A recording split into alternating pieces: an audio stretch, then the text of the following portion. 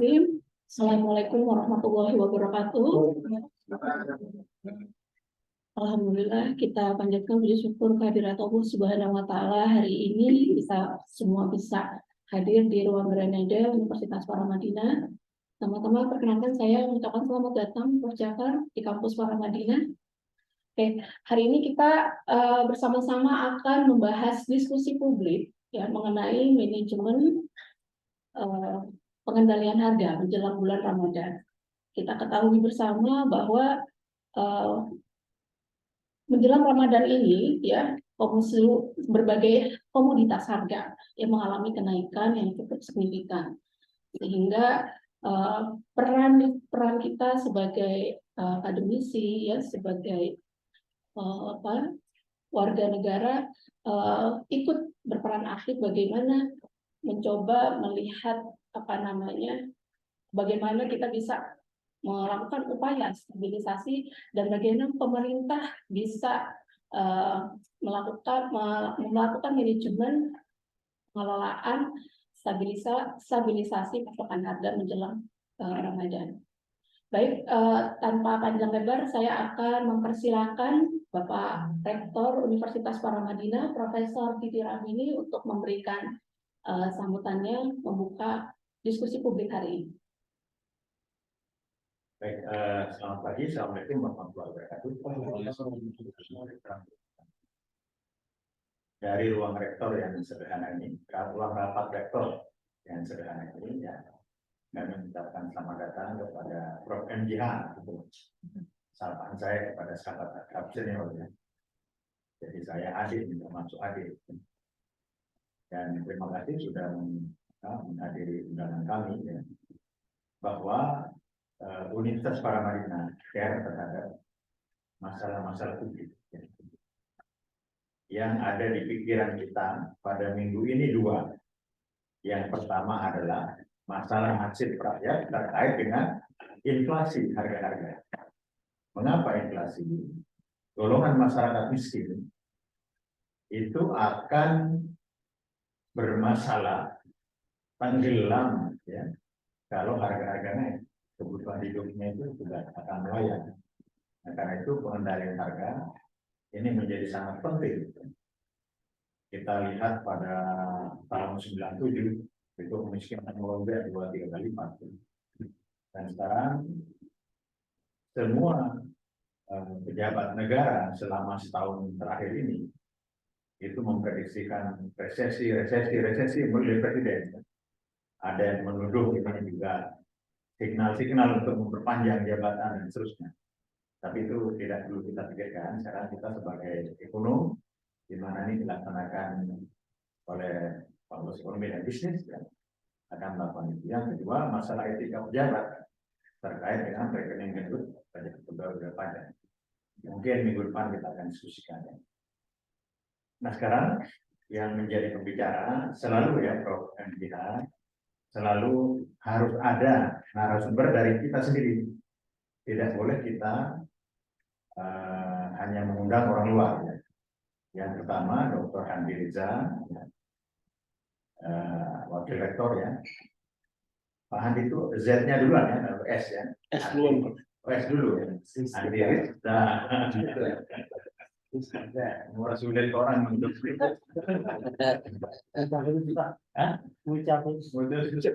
nama orang Padang sudah aneh. Itu kalau di pasar modal ada nilainya itu. Ya, yang kedua Arif Hamna yang ini kandidat doktor ya dan dosen para. Saya kira dari saya itu catatan saya begini ya. Saya ingat Bapak bos saya di Bogor itu adalah staf di Seknek ya, yang setiap saat dia dokter hewan memantau harga-harga di Cianjur itu. Siapa yang meminta? Solihin GP dan Pak Harto. Jadi Pak Harto langsung gitu memilih harga-harga karena dirasakan langsung bahwa kalau harganya rakyat akan tenggelam ya.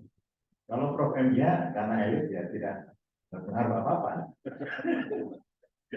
Ya, dan ini menjadi concern kita, mudah-mudahan bisa dikendalikan dan tidak ada departemen yang mengendalikan kecuali Seknek pada waktu itu ya, dan sekarang itu tim pengendali tim pengendali inflasi daerah TPI yang Pak Prabowo dikasih pertanyaan tidak bisa jawab, tidak pres. Ya baik, saya kira demikian. Assalamualaikum warahmatullahi wabarakatuh. Baik, kita akan masuk ke sesi yang kita tunggu-tunggu semua, diskusi publik yang akan diisi oleh para narasumber yang memang sangat berkaitan di bidangnya. Saya perkenalkan yang pertama Profesor Dr. Insinyur Haji Muhammad Jafar Hafsah, Ibu ASEAN Engineer. Saya mohon diizinkan bacakan CV Bapak.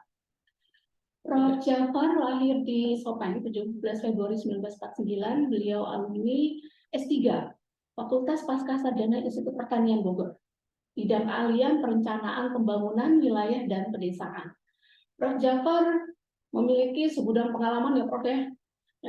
Sekarang beliau menjabat sebagai Direktur Jenderal Bina Produksi Tanaman Pangan, Departemen Pertanian. Lalu staf ahli Menteri Pertanian, bidang kelembagaan dan kerjasama. Beliau juga menjabat sebagai Sekretaris Pengendali BIMAS, Bimbingan Massal, Departemen Pertanian. Beliau juga menjabat sebagai Ketua Fraksi Partai Demokrat DPR RI, Wakil Ketua Komisi 4 DPR RI, lalu Ketua Tim Pengkaji Konstitusi MPR RI, Wakil Ketua Lembaga Pengkajian MPR RI. Beliau aktif dalam berbagai organisasi, ya, ada di ISMI, KAHMI, MUI, MAI, PII, dan lain-lain. Beliau juga aktif mengajar sebagai dosen di IPB, UNHAS, UNM, UP, dan UNJ. Dan Paramadina. Next ya Prof. Ditunggu Prof. Lalu penulis 27 buku tentang ekonomi, sastra, umum, dan konstitusi. Luar biasa, Prof. Pembicara berikutnya ada Bapak Dr. Hani Riza. Beliau adalah Wakil Rektor Universitas Paramadina. Beliau juga mengajar di dosen MM ya Pak Handi ya. S1 juga ya Pak Handi ya. Beliau juga aktif di organisasi pengurus ISE Masyarakat Ekonomi Syariah. Ya. Pembicara berikutnya ada Pak Aryo. Pak Aryo juga dosen Fakultas Ekonomi dan Bisnis Universitas Paramadina. Beliau juga aktif sebagai peneliti. Baik, demikian singkat profil para pembicara hari ini. Saya perkenankan untuk Bapak Dr. Hani Riza memberikan paparannya. Ya. Silakan. Ya, izin. Baik, bismillahirrahmanirrahim. Assalamualaikum warahmatullahi wabarakatuh. Selamat pagi, salam sejahtera buat kita semua. Bagi teman-teman, sahabat-sahabat yang ada mengikuti secara virtual juga mudah-mudahan dalam kondisi sehat dan baik ya. Ini satu kehormatan buat saya bisa satu panel atau satu forum dengan Prof. Jafar yang selama ini kita hanya saksikan beliau dalam forum-forum nasional ya, tapi pada hari ini kita bisa sama-sama diskusi dengan beliau.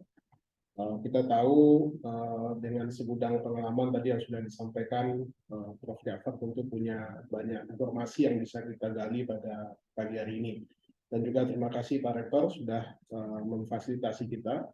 Jadi diskusi ini kita sebut diskusi rembuan Prof. Jafar. Ya, jadi kalau bisa mudah-mudahan ini kita akan terus rutinkan ya, sehingga kita di Paramadina ini bisa terus terlibat dalam diskusi-diskusi kebangsaan yang hari ini menjadi topik atau menjadi pembicaraan nasional ya, sehingga kita bisa berkontribusi memberikan pandangan, gagasan yang itu sudah dimulai semenjak era Cak Nur dan insya Allah akan terus kita lanjutkan. Baik Bapak Ibu sekalian, topik yang kita akan diskusikan terkait dengan manajemen pengendalian harga menjelang Ramadan. Next, Mbak Riki. Bapak Ibu, tentu kita sebelum bicara tentang kenaikan harga atau manajemen pengelolaan harga menjelang Ramadan, kita tahu insya Allah tanggal 22 ya, kita akan memasuki satu Ramadan, ya kurang lebih ya mungkin sekitar 10 hari lagi lah ya, kita sudah sampai ke memasuki masa Ramadan. Dan tentu menjadi pekerjaan rutin bagi pemerintah untuk bisa memantau harga ya, yang tadi Prof. Didi sudah sampaikan Saya waktu masih kecil tuh ingat sekali Pak Harmoko itu Menteri Penerangan setiap minggu sekali ya Prof ya, itu menyampaikan perkembangan harga bawang, harga cabai, harga kol, harga kubis dan lain sebagainya. Nah, sekarang itu momen-momen seperti itu jarang sekali kita lihat bagaimana pemerintah melakukan pengendalian dan juga kontrol terhadap harga. Next, Mbak Niki.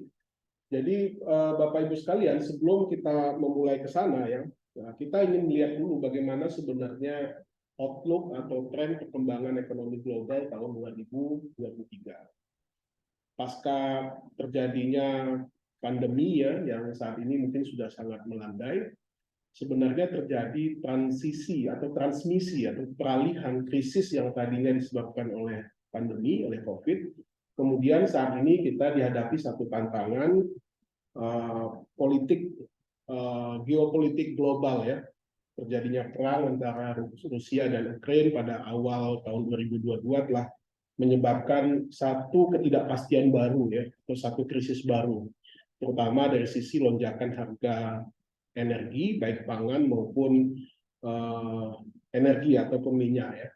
Dan ini kita rasakan di penghujung 2022 atau di sekitar kuartal ketiga, itu tingkat inflasi global itu sudah mencapai titik tertingginya ya, dan itu juga bisa kita rasakan di mana inflasi kita di triwulan 3 dan 4 itu sudah di atas target nasional. Nah, dalam tahun 2023 ini sebenarnya ada rasa optimisme yang digambarkan oleh lembaga-lembaga internasional ya, tetapi dengan melihat perkembangan geopolitik global yang masih tinggi ya konstelasinya itu, maka banyak lembaga internasional kemudian merevisi outlook perekonomian internasional di tahun 2023.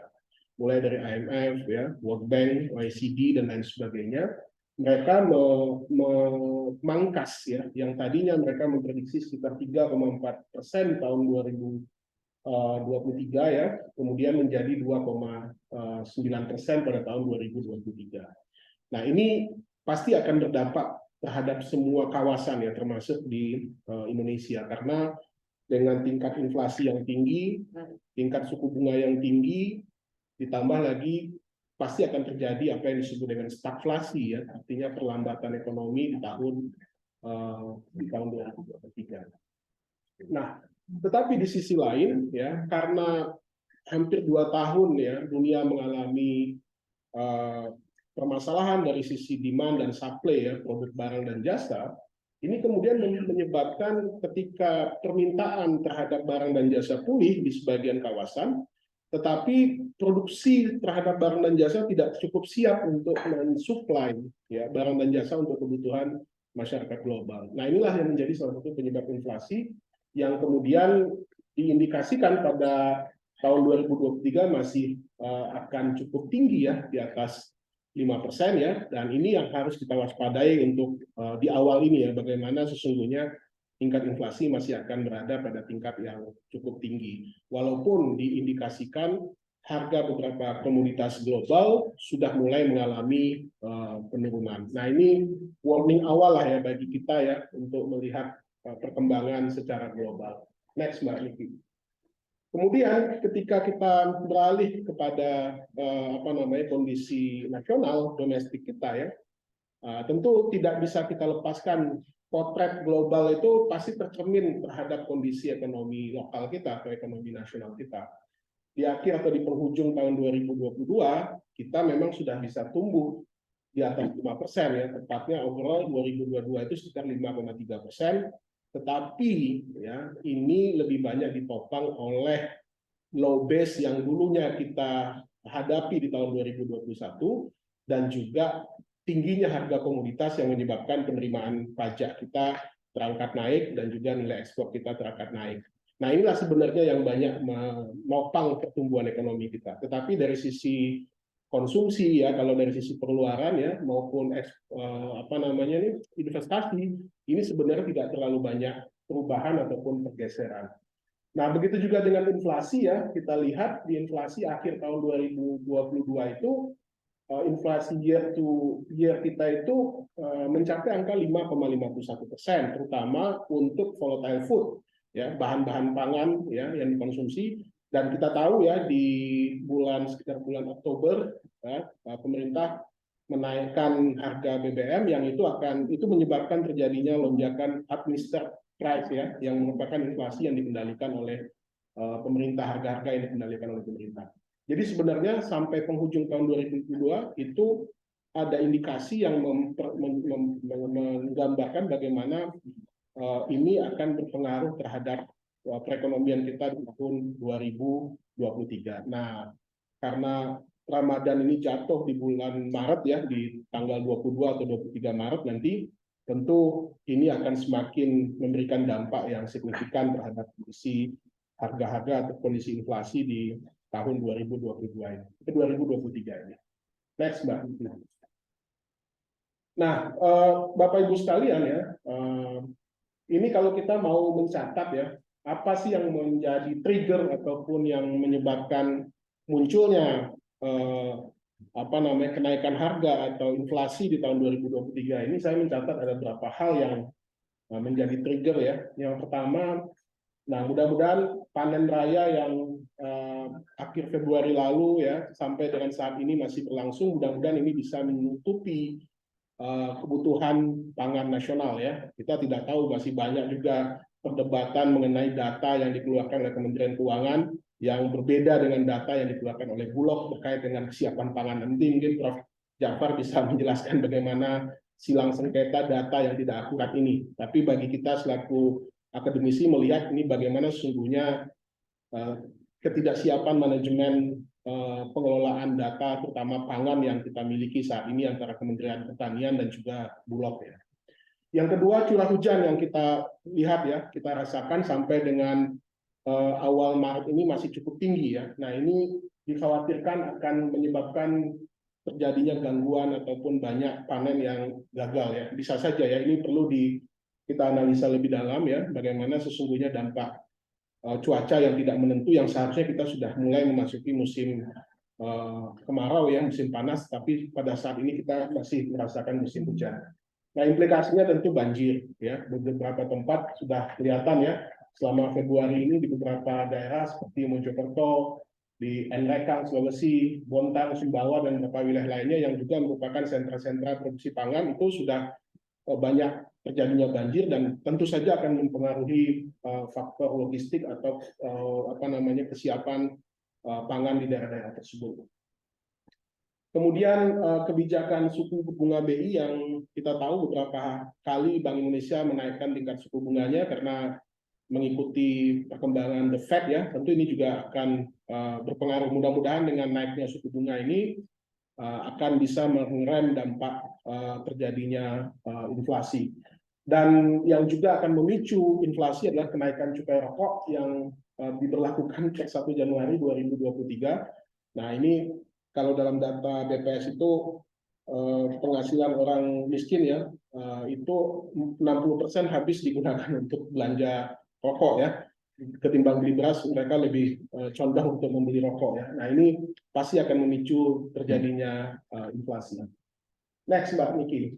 Nah, Bapak Ibu sekalian, oleh sebab itu data BPS sampai dengan akhir Februari 2023 ini masih memperlihatkan angka inflasi yang cukup tinggi ya. Nah, secara year to year ya, kita lihat angkanya 5,47 ya. Padahal di APBN 2023 angka inflasi kita itu sekitar 3,6 kalau nggak salah ya, nanti mungkin bisa dicek lagi. Nah, ini berarti sudah ada di atas angka APBN ya, asumsi APBN, dan 5,47. Nah, kalau kita lihat apa komoditas atau yang mempengaruhi inflasi kita itu ada pada makanan, minuman, dan tembakau tadi yang saya katakan. Jadi kontribusi makanan, minuman, dan tembakau ini terhadap inflasi kita itu nilainya cukup tinggi ya, sekitar 1,87. Sementara untuk makanan, minuman, tembakau sendiri itu nilainya 7,23. Nah, ini perlu diwaspadai karena sebagian besar tadi yang saya katakan kita sudah menjelang memasuki Ramadan ya, tentu konsumsi masyarakat kita terhadap makanan ini akan semakin meningkat ya. Karena psikologisnya orang menjalankan ibadah puasa itu pasti akan menghimpun ataupun akan menstok banyak makanan di rumah, ya, dan juga untuk kebutuhan baik itu sahur maupun berbuka pasti akan menggunakan banyak makanan. Nah, ini yang memicu tingginya angka inflasi, selain juga ada beberapa komoditas lainnya terlebih seperti rokok yang sudah disampaikan. Dan selain itu juga terlihat dalam setahun terakhir ini beberapa komoditas seperti beras, telur, ya, telur ayam ras, ikan segar, cabai merah, cabai bawang merah, ya, ini juga menjadi kontributor lah ya terhadap tingkat inflasi yang cukup tinggi. Sebenarnya pemerintah sudah bisa memapping ya apa-apa komoditas yang bisa menjadi penyebab terjadinya lonjakan inflasi kita di tahun 2023 ini. Next, Mbak Niki. Nah, ini data yang cukup bagus sebenarnya ya, yang bisa kita analisa ya. Jadi semenjak tahun 2019 sampai tahun 2022, ini kita ambil jeda atau rentang pada saat Ramadan ya, dan Idul Fitri. Nah, ini memang kelihatan sekali ya, semenjak tahun 2019 sampai tahun 2022, beberapa komoditas yang merupakan komoditas ataupun makanan yang banyak dikonsumsi yang menyebabkan terjadinya kenaikan harga selama Ramadan itu antara lain adalah minyak ya, minyak goreng, bahan bakar, ya, kemudian daging ayam, ya. Kemudian ada beberapa komoditas lainnya seperti cabai, ya, bawang, ikan segar.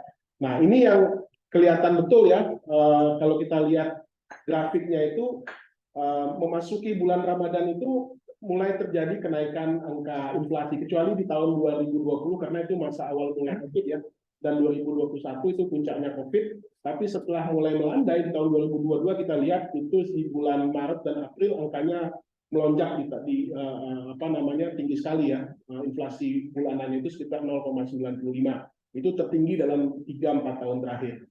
Nah, termasuk tadi di bulan Februari tadi ya, year to year-nya sudah mencapai angka 5,47%, walaupun mantumannya masih di angka 0,6 something gitu ya. Jadi artinya sebenarnya dengan ini sebenarnya pemerintah harusnya sudah bisa mengamankan pasokan-pasokan harga ya, yang kira-kira nanti akan memicu terjadinya kenaikan harga, sehingga di awal Ramadan itu bisa mengantisipasi atau membuat satu mitigasi terhadap kenaikan harga tersebut ya, supaya jangan berterusan tidak terkendali ya sampai di pertengahan tahun.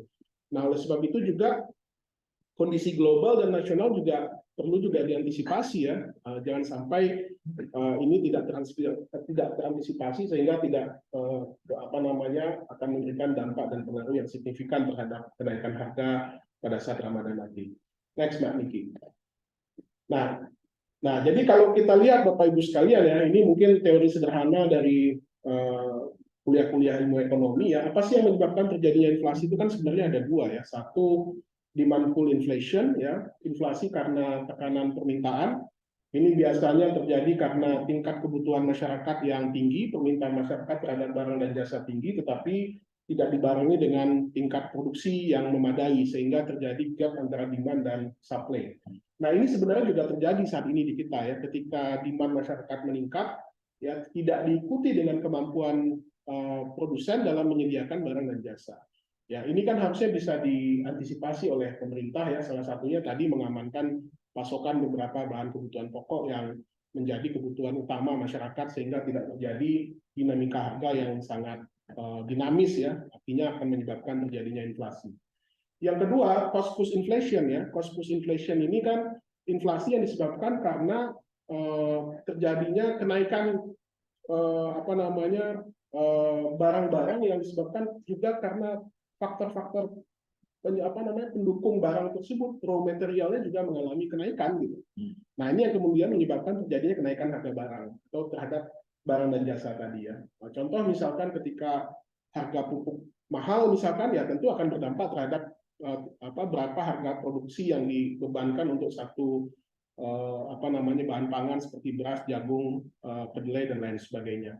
Nah, begitu juga dengan beberapa produk yang lainnya. Nah, ini kalau kita lihat dari dua hal ini, ketika memang itu demand pull inflation itu terjadi, ya kita mungkin bisa memaklumin karena ada permintaan yang tinggi pada saat Ramadan. Tetapi ketika cost push inflation lebih banyak menyebabkan, nah ini menjadi satu problem, persoalan ya, supaya ini harusnya ini sudah bisa diantisipasi oleh manajemen stabilitas harga pemerintah. Tadi yang Prof. Didi sampaikan, apalagi di daerah sekarang sudah punya TPID, tim pemantau inflasi daerah yang melibatkan seluruh unsur yang ada di daerah tersebut ya, sehingga mereka bisa memantau keberadaan inflasi tersebut. Jadi harapannya dua hal ini kalau memang menunjukkan demand masyarakat yang tinggi sih nggak ada masalah karena pasti akan mendorong pertumbuhan ekonomi. Ya. Tapi jangan sampai karena cost yang tinggi yang menyebabkan kemudian masyarakat tidak mampu membeli barang tersebut. Nah selain itu juga kita berharap kalau toh memang terjadi inflasi, dampaknya dirasakan oleh petani saja, gitu. Artinya petani yang seharusnya menikmati kenaikan harga tersebut, jangan sampai nanti ada di rantai pasoknya itu justru di agen ya atau pengumpul ya, cukong-cukong dan lain sebagainya itu yang kemudian menikmati kenaikan harga dan keuntungan yang besar. Sementara harga di petani justru turun ataupun tidak mengalami peningkatan. Next, Mbak Niki. Nah, di sini oleh sebab itu dari beberapa analisa tadi maka kita menyarankan ada beberapa manajemen pengendalian harga yang bisa kita lakukan. Yang pertama ya tadi ya beberapa bahan kebutuhan pokok yang sudah menjadi tren kenaikan selama beberapa tahun terakhir ini, pemerintah bisa mempertebal pasokannya ya, ya bisa. Tentu kita berharap dari produksi dalam negeri, ya, mulai dari beras, ya, cabai, ya, bawang dan lain sebagainya. Kalaupun harus impor hanya sebatas untuk membackup saja, ya, jangan sampai itu menjadi satu tujuan yang akhirnya juga merugikan petani kita. Yang pertama. Yang kedua, sekarang ini pemerintah membuat satu kebijakan yaitu mengalokasikan dana transfer umum itu sebanyak 2% untuk diberikan sebagai insentif kebutuhan pangan, ya, melalui bansos dan insentif transportasi. Nah, kalau ini juga bisa diefektifkan, ini seharusnya bisa meredam dampak inflasi yang terjadi di daerah. Nah, mudah-mudahan ini bisa juga berjalan dengan efektif. Dan yang ketiga, koordinasi seluruh stakeholder di daerah dalam memantau harga, ya, dalam TPID tadi yang saya katakan, ini perlu diintensifkan gitu, ya. TPID ini harus bisa menjadi task force yang optimal ya dalam memantau produksi atau dalam memantau distribusi kebutuhan selama Ramadan ini ya dengan sasaran terjadi keseimbangan antara demand dan supply. Dan yang keempat adalah perlu dilakukan monitoring secara berkala selama 1 bulan ini terkait dengan tata niaga, rantai pasok, jangan sampai ini hanya dikuasai oleh segelintir orang saja gitu ya, yang selama ini menikmati keuntungan harga yang tinggi saat Ramadan. Dan yang terakhir adalah perlu juga mengantisipasi faktor cuaca, apakah itu El Nino ya ataupun curah hujan yang tinggi sehingga mengganggu panen saat terjadinya pada saat Ramadan nanti. Next, Mbak. Habis kayaknya ya. Oke, demikian Bapak Ibu sekalian. Mudah-mudahan ini bisa penjelasan kepada kita semua. Terima kasih. Assalamualaikum warahmatullahi wabarakatuh. Waalaikumsalam warahmatullahi wabarakatuh. Terima kasih Pak Dr. Handi, paparan yang singkat tapi bisa kita pahami bersama ya. Tadi Pak Handi menyampaikan bahwa demand masyarakat meningkat, Prof, menjelang Ramadan ini. Nah, saya persilakan Prof Jafar untuk memberikan paparannya mengenai bagaimana ketersediaan pangan dan pengendalian harga menjelang Ramadan dengan meningkatnya demand. Kemudian ketersediaan pangan, kemudian ketersediaan juga petani-petani kita dalam jumlah komoditas yang ada di level petani gitu ya, Prof ya. Saya persilakan Prof. Berapa waktu kita? 15 menit ya, panitia. Baik, assalamualaikum warahmatullahi wabarakatuh. Alhamdulillah wassyukurillah wa la haula wa la quwwata illa billah. Ibu moderator Yulia Apriana, yang saya hormati, Pak Rektor, Prof. Didik Rabini, Pak Handi, Dr. Handiri Riza ini. Riza, luar biasa kan namanya. Riza. Pak Aryo, Irhamna, Pak Aryo. Oh iya, maafkan dari tadi dari cari. Akhirnya di sebelah kanan, yang memang di pelupuk mata bang. Tidak jadi pelupuk mata. Nah, para dosen, mahasiswa yang ikut di dalam. Ya, saya lagi yang saya hormati Bapak Profesor Dr. Didik Rahwini, rektor, tokoh nasional yang kita hormati, kita banggakan semua. Nah, saya justru menyesuaikan dalam pemahamannya begini, bahwa yang juga kita penting membicarakan ketersediaan daripada pangan ini menjelang bulan Ramadan dan Idul Fitri. Dan dengan ketersediaan itu biasanya hukum ekonomi biasa dasar yang berlaku, supply demand. Apabila demandnya terbatas, maka apabila suplainya terbatas, maka demandnya nanti akan otomatis ya harganya akan meningkat. Baik, yang pertama adalah terima kasih diberikan diundang untuk memberikan materi ya kepada diskusi publik yang baik ini pada kesempatan ini. Yang pertama adalah Edi. Baik, tadi ini saya mencoba dulu meletakkan ya kerangka pikir filosofi ketahanan pangan kita. Dan ini semuanya kita berbicara pangan dan ketersediaan pangan ini. Kita tahu Ibu dan Bapak sekalian bahwa pangan itu merupakan kebutuhan dasar dan kebutuhan kehidupan. Jadi tanpa pangan ya kita tidak hidup, napas tercabut otomatis hidup. Nah, kemudian pertumbuhan karena itu memang untuk pertumbuhan fisik, otak dan jiwa. Nah, kemudian juga untuk kenikmatan, kita menikmati itu makan itu gimana nikmatnya ya. Jadi itu kegunaan pangan itu. Kemudian penghasilan, mata pencaharian, kesempatan kerja. Kemudian juga tentunya perekonomian nasional, perekonomian wilayah ya. Kemudian ekonominya petani-petani dalam pangan, usaha pangan. Kemudian menyangkut hak konstitusi karena hak asasi manusia. Disitulah letaknya pangan. Maka sebenarnya bagi negara yang bisa mengurus pangannya dengan baik ya, itu sudah merupakan bagian daripada kesuksesan satu negara tersebut. Ya, dan terutama kita di Indonesia dan dengan pangan itu bagaimana kita memproduksi sendiri karena kapasitas kemampuan dari negara kita yang cukup untuk itu. Ya, namun demikian kan saya akan juga menyampaikan kepada kita bahwa Indonesia itu berada pada khatulistiwa, berarti dia tropis ya, dia tropis dengan pulau-pulau 17.500. Itu tentu berkonsekuensi di dalam transportation dan juga berpengaruh kepada yang mana lahan-lahan untuk produksi pangan. Kemudian luas Indonesia itu 5 juta kilometer persegi. Nah, jangan lupa 5 juta kilometer persegi itu dengan kemampuan kita hukum internasional, maka lautnya bertambah, maka itu menjadi kita luasnya 5, di mana darat itu hanya hampir 2 juta hektar, 2 juta kilometer persegi, dan lautnya itu 3,2 juta kilometer persegi. Jadi lautnya kita lebih banyak. Sebenarnya bisa kita bagaimana bertani di laut yang lebih tinggi, itu lebih memungkinkan.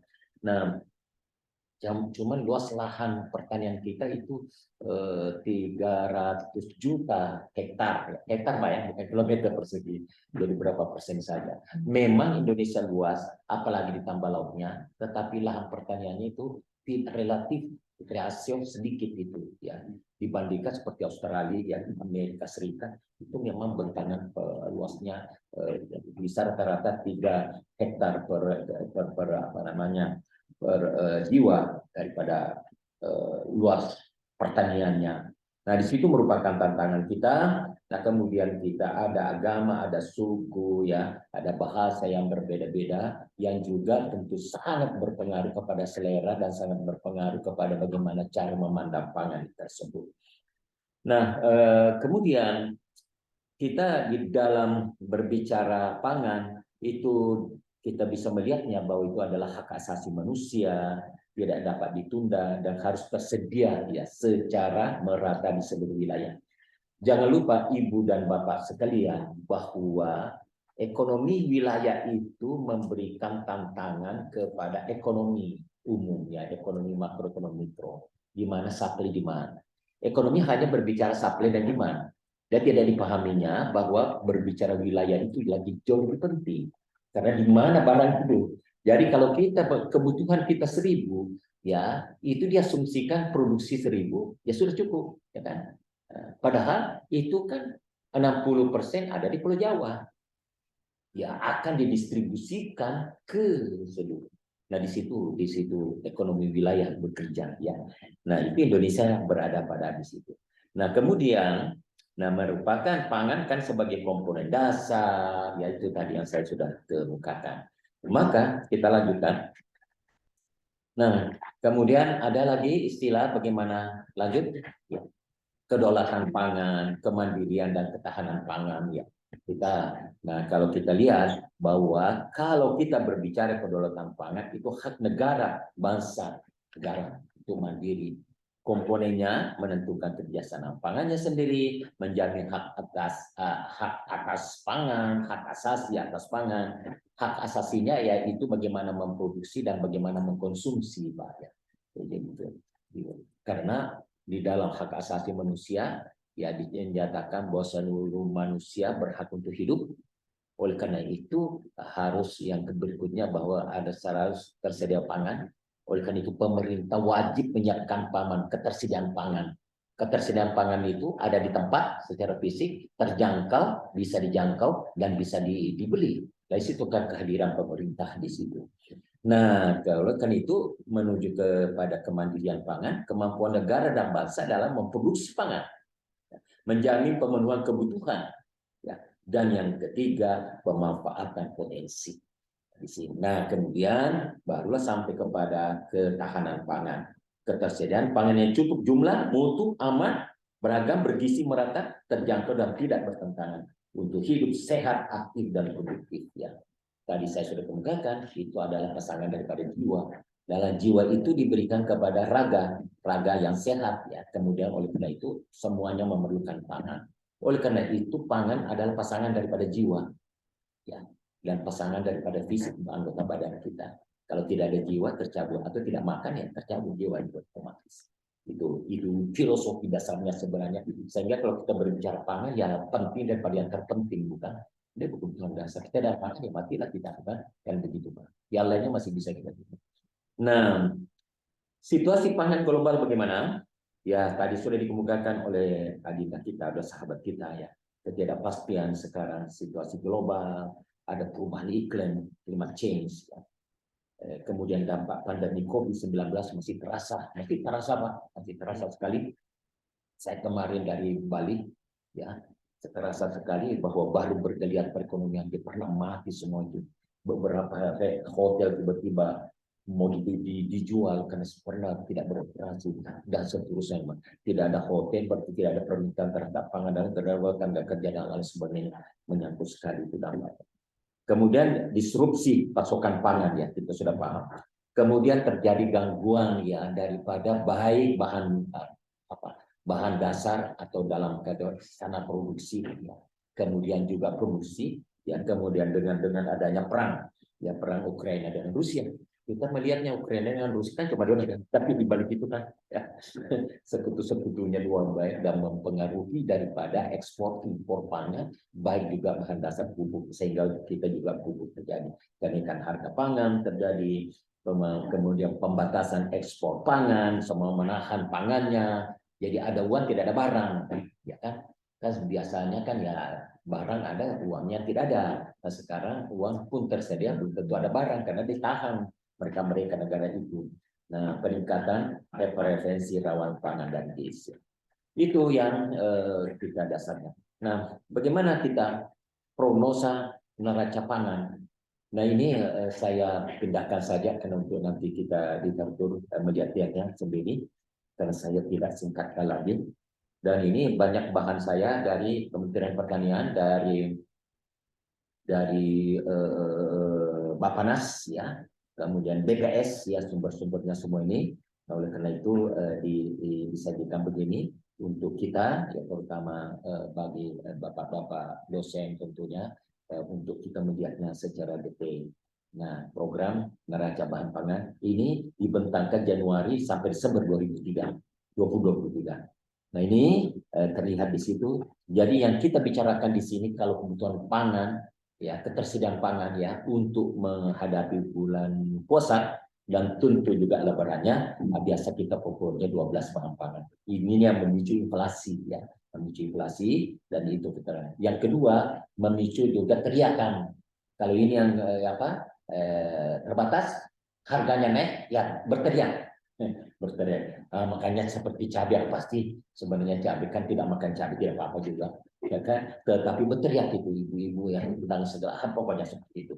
Lebih paham tuh. Nah, ini kemudian sih beras, jagung, kedelai, bawang merah, bawang putih, cabai besar, cabai rawit, daging sapi, kerbau, daging ayam ras, telur ayam ras, gula kristal putih, minyak goreng. Nah, makanya dulu 9 bahan pokok, sekarang 12 bahan pokok. Kita silakan. Tetapi sebenarnya 12 ini pilihannya, tambah ikan sebetulnya 13. Saya tidak tempat lagi bermain dengan ikan ini, tidak tempat. Nah, jadi 12 bahan pokok ini sebetulnya yang tadi memicu daripada inflasi. Dan di situ yang kedua itu memicu daripada teriakan ya, daripada konsumen terhadap komoditi tersebut, dan biasa langka dan demand. Memang langka tadi yang masih harus belum muncul di pembicaraan kita tadi, berbicara harga-harga itu yang memang bukan karena terbatas supply demand ya secara equilibrium, tetapi yang memang ditahan ya, dilangkakan untuk menekan ya. Ya kita contohnya minyak goreng saja. Ya bagaimana bisa kita produsen terbesar di dunia kok kita tiba-tiba kekurangan, ya berarti tiba-tiba naik harga. Itu tadi yang kemukakan yang ingin kita yang belum terkemukakan bahwa terjadinya kelangkaan itu kan dispekulasi ya. Ya, dispekulasi. Nah, di sini sebenarnya diharapkan sungguh-sungguh peranan daripada pemerintah. Nah, ini kita Januari Maret kita menggunakan Januari prognosa neraca bahan makannya Januari Maret ya, karena kita kan menjelang Lebaran Idul Fitri nanti di Maret, Januari Februari Maret. Betul, sudah Lebaran kan nanti? Sudah puasa kan nanti? Maret ya. Nah, jadi Januari Maret ini sudah ada, Pak. Jadi berasnya itu stok awalnya 8,4 juta, perkiraannya produksi, jadi berarti selama itu sampai itu Pak ya. Ini yang dihitung di sini. Nah, kemudian ketersediaannya 19,1. Ya, konsumsinya kemudian kebutuhannya itu kita lihat Januari sampai Maret 7,6 ya. Jadi berarti bulanannya memang selalu konsumsi beras itu rata-rata 2,5 juta ton per bulan. Itu banyak sebulan. Dan tersebar di seluruh Indonesia. Nah, ini. Nah, sehingga dia nggak cukup, tidak perlu kita impor, tidak perlu ekspor, karena kita kan berbicara ketersediaan. Berarti kalau tidak diproduksi dalam negeri itu impor, ya. Nah, kalau impor itu artinya kita memberikan kehidupan, kesempatan kerja, pendapatan kepada negara, ya kita beramal agarlah. Jadi semakin banyak kita impor, semakin banyak kita memberikan sumbangan kontribusi kepada petani di sana, kepada pemerintah dan sebagainya. Itu maknanya sehingga tadi kita berbicara ketahanan pangan sebelumnya. Nah, ini itu kan ribut-ribut kemarin ada impor beras, ya itu sudah kita juga diskusikan pada 2 bulan yang lalu.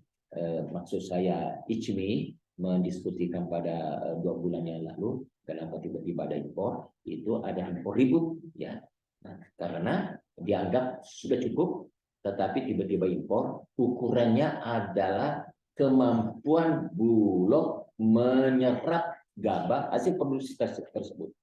Jangan lupa keterbatasan itu kemampuan manajemennya, karena kemampuan dia membeli karena dia sudah ditetapkan harga pembeliannya, sehingga dia hanya mempunyai stok 0,6 juta, sedangkan seyogianya dia mempunyai 0,25. Oleh karena itu untuk nutupnya impor, begitu bahasanya. Maka ribut kan, nah, seperti itu negara kita, Bang. Nah, jagung ini masih selektor. Pada waktu saya sedikit mengulasnya, Bang. Pada waktu saya Direktur Jenderal tahun 2001 sampai 2005, itu sempat dari produksi jagung itu hanya 4 ton, saya langsung lipat 2 kali ikan. Nah, kemudian itu kita swasembada jagung. Tapi ternyata sekarang kita impor kembali, ya, karena itu dulu diinjus oleh teknologi, yaitu teknologi penggunaan bibit, ya, bibit. Nah, jadi waktu itu bisa meningkat. Nah, sekarang ini kalau kita lihat ini, nah, jagung ini untuk dikonsumsi langsung juga. Kemudian yang kedua untuk pakan untuk ternak, dan ternak untuk produksi selanjutnya. Ini kedelai. Ini seperti ini. Kalau kedelai maaf saja, sekarang tinggal 0,2 juta. Waktu saya dirjen, saya puncak pencapaian kedelai 2 juta ton. Sekarang tinggal 0,2 juta ton. Nah, berapa itu? 10 Pak. Kan gila yang bagian disebut apa? Yang disebut kedelai ini. Dan semuanya kita makan tahu tempe, tidak pernah ditawar, Pak. Tetapi kedelai kita tidak bisa meningkat. Ini juga adalah tantangan. Nah, kedelai seperti itu, bawang merah, bawang putih Pak, sekali berdetak dari apa? Dari Cina, nggak ada, semua satu rata semua. Jadi ini adalah pertarungan antara pengusaha importir dan pertarungan produksi dalam negeri. Ya, nah Cina memang bisa memproduksinya lebih banyak, teknologinya lebih apa? Ya, kemudian ya mendapatkan, Cina itu mendapatkan dukungan kalau ekspor, tidak ada pajak ekspor, malah disubsidi kalau perlu. Itu kan luar biasa pemerintahnya. Ya, pemerintah komunis, tetapi dia memanage dengan kapitalisme. Nah, bawang putih, cabai besar, cabai rawit, daging. Daging kita tahu bahwa kita akan mengimpor dari Australia kalau daging sapi. Ya, daging sapi, kalau orang Jawa sapi, kan makanya itu sapi itu, soto itu dibuat dari daging sapi. Tapi kenapa kalau coto? Dibuat dari, kenapa berubah menjadi coto? Kan? Coto Makassar. Oh, terbuat daripada sapi katanya. Dagingnya sapi. Kalau orang Jawa dagingnya sapi, ya. Dan itu yang mematakan terkejut waktu kita tanding sama. Rupanya rasanya itu ya, Bro. Iya, kenapa mesti? Nah, kenapa mesti? Kan soto, udah bener kan soto, Pak, soto Betawi, soto. Tiba-tiba jadi ya karena rupanya dagingnya dari daging sapi, bukan kerbau, Bang. Itu ya. Nah, telur nggak Pak? Telur sekarang Pak luar biasa kan, Bapak. Di seluruh hotel di dunia pasti sarapan paginya menyiapkan telur. Telur mata sapi kan, atau telur ya rebus, ya omelette, semuanya tidak telur 2 biji per orang kalau di seluruh dunia begitu. Bagi kita kan kalau keluar negeri kan yang nyamannya daripada makanan halal ya, ya telur aja. Yang catatan tidak digoreng di penggoreng. Oke. Gula kristal, ini gula juga lebih gila. Saya tulis gula, ada sertifikasi saya gula. Jadi kita itu pernah eksportir gula, produsen gula terbesar di dunia. Sekarang tidak, Pak. Nah, makanya untuk Kementerian Pertanian itu untuk manipulasi informasi, maka dibedakannya gula konsumsi dengan gula industri. Nggak lucu. Yang namanya industri, konsumsinya industri bukan. Jadi konsumsinya maksudnya dimakan sendiri, tadi diminum, dibikin kopi, bukan. Nah, sehingga tetapi pada akhirnya impor, Pak, tidak cukup dari Kanada, ya, dari Meksiko, Vietnam juga, ya kan. Nah, kalau dari Kanada, Pak, ya itu produksinya, lihat perkembangan ramalan. Kalau harga bahan bakar naik, maka seluruh tebunya ditransfer untuk bahan bakar, bukan untuk manusia. Nah, kalau harganya untuk apa? Ya, untuk diproduksi untuk manusia. Kalau luar biasa sudah permainannya. Kita tuh bisa memainkan begitu, Pak. Ya, saya mengharapkan para Madinah yang bisa bagaimana menginjus seperti ini. Baik, ya. Jadi tadi kan kita sudah bagi yang membicarakan harga-harga inflasi. Saya dulu ini membawakan kita kepada ketersediaan itu dulu kan ini.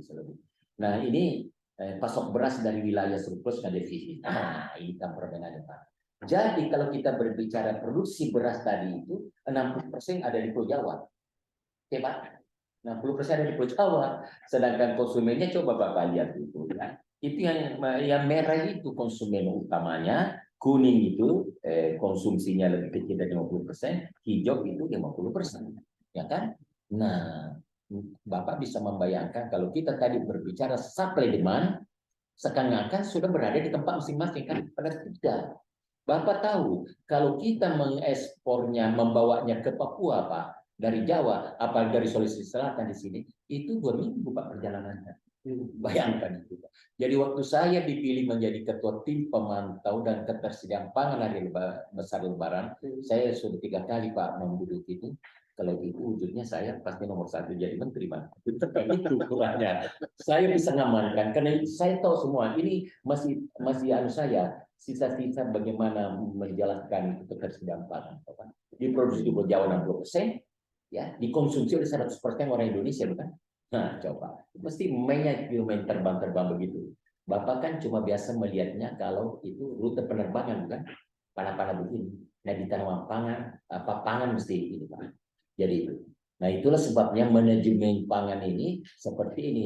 Dia bagaimana memproduksi dan bagaimana mendistribusi. Oleh karena itu, biasa kita terganggu. Tadi sudah digunakan oleh pembicara terdahulu, ya. Karena persoalan iklim, persoalan apa, sehingga tidak selalu dalam hitungan. Nah, yang kedua, transportation cost bertambah. Itulah sebabnya menjadi pangan menjadi lebih tinggi harganya daripada terkadang daripada produksi, ya. Dan faktor produksi, harga produksi dan juga harga-harga internasional. Kita lihat di sini Pak arahnya, nanti kita bisa lihat sendiri. Ini materinya. Kemudian bagaimana cabai besar? Wah, ini lebih sophisticated lagi, Pak. Cabai besar itu yang merah itu defisit itu. Jadi lebih banyak yang defisit dibanding produsen yang hijau itu adalah. Nah, dibawa kemana-mana itu barang. Dan Bapak ya cabai itu masih juga dengan kapal laut, Pak. Dan darat sekarang karena lintas trans apa. Jangan lupa kalau membawa cabai ini ya 3 hari, Pak. Sudah bisa berpengaruh kepada kualitas ya. Nah ini masih tentunya kita masih panjang diskusi kita tentang pendinginan, tentang apa sih Bapak lihat sudah warna merah ini ya. Yang kemudian cabai rawit sama Bapak bisa melihatnya di arahnya ya. Dan ini materinya apa? Nanti Bapak bisa mempelajarinya.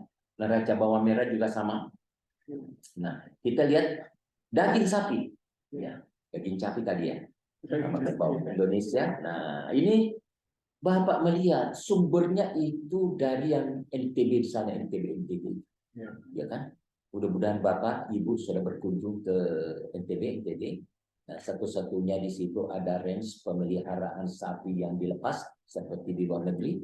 Nah, kalau yang lainnya kan dikandangin saja kalau di Pulau Jawa dan di lain tempat itu. Nah, itu kita lihat merah itu ada defisit. Jadi daging sapi itu dikirim ke full dari Papua. Ya, Papua Barat sekarang menjadi 5 Pak profesi itu. Sudah hafal tuh Pak? Jangan tanya saya tidak hafal profesi saja. Papua Barat, Papua Barat, Papua Pegunungan, Tengah, Barat. Selatan ya? Tidak ada selatan. Oke. Nanti kita baca lagi. Saya juga belum tahu. Nah itu dibawa ke sana Pak itu sapi. Nah Bapak bisa membayangkan bagaimana sapi itu dibawa Pak. Manajemennya membawa sapi itu sudah di kapal laut, Bapak pasti sudah pernah melihatnya. Bagaimana dia stres sampai Pak. Nah kalau sudah mati sampai gimana dong Pak? Dan seterusnya tidak disuransi, macam pelebuhan Pak. Saya getol membuat pelebuhan karena saya membidangikan. Kita pelebuhan yang disebut pelebuhan sapi.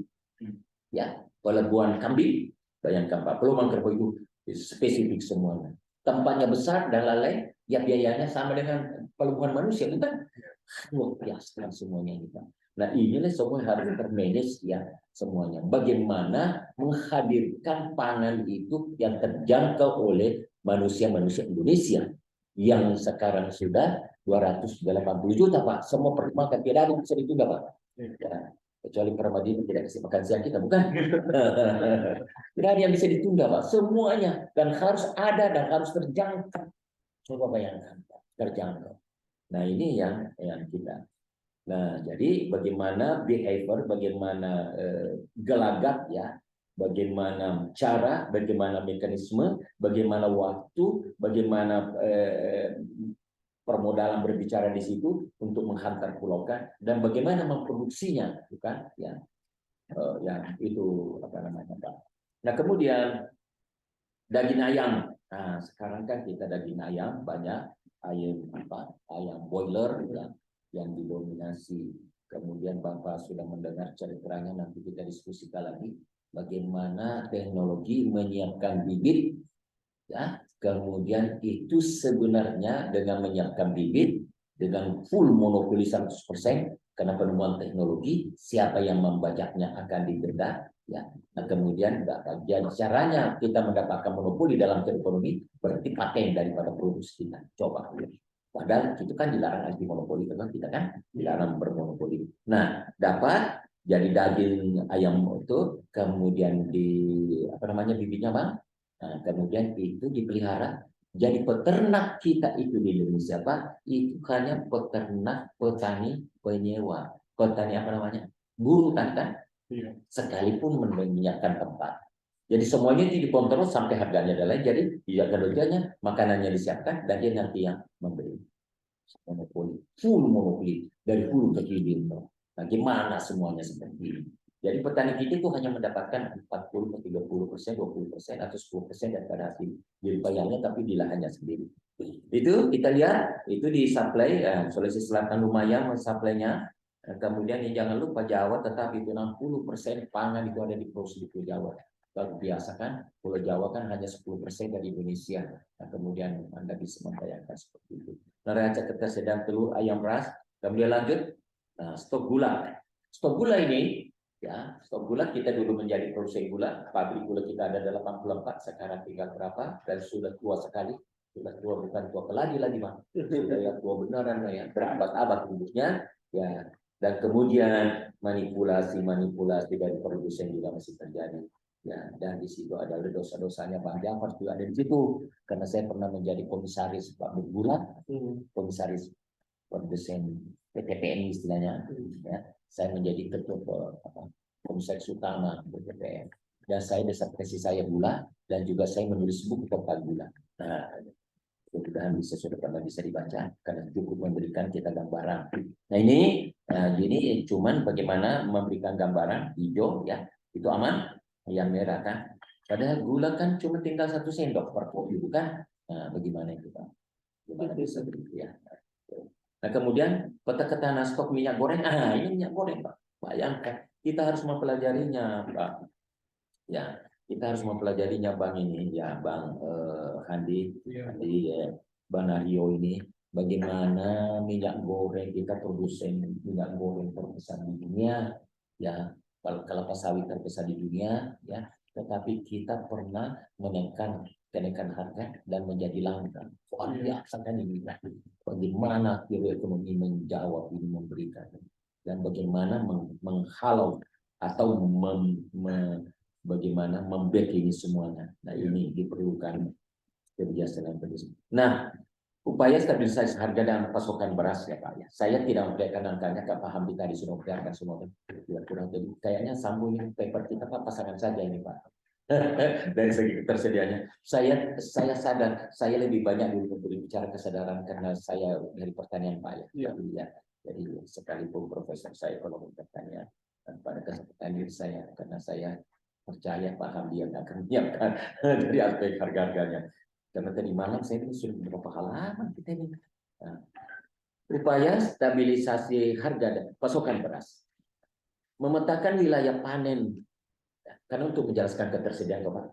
Nah, kemudian koordinasi dengan pemerintah daerah, distribusi ya bantuan-bantuan alsin power tracer dari SRMU, distribusi dan pengaturan logistik, memperlancar distribusi beras dan pemantauan pasokan dan stabilisasi harga, termasuk juga mengintervensi apabila harga naik. Jadi beras itu Pak, kita harapkan selalu tidak terjangkau oleh konsumsi. Di situ kan persoalannya. Ya, jadi dengan demikian ya batasnya adalah batas di mana terjangkau oleh petani konsumen, kemudian ada sedikit keuntungan bagi petani. Tetapi jangan lupa petani itu adalah rantai yang paling lemah di dalam rantai agribisnis ya, hulu, tengah hilir daripada padi. Nanti kita bicarakan lagi itu, bukan Bapak lebih paham tadi. Nanti kita bicarakan lagi diskusi tersendiri.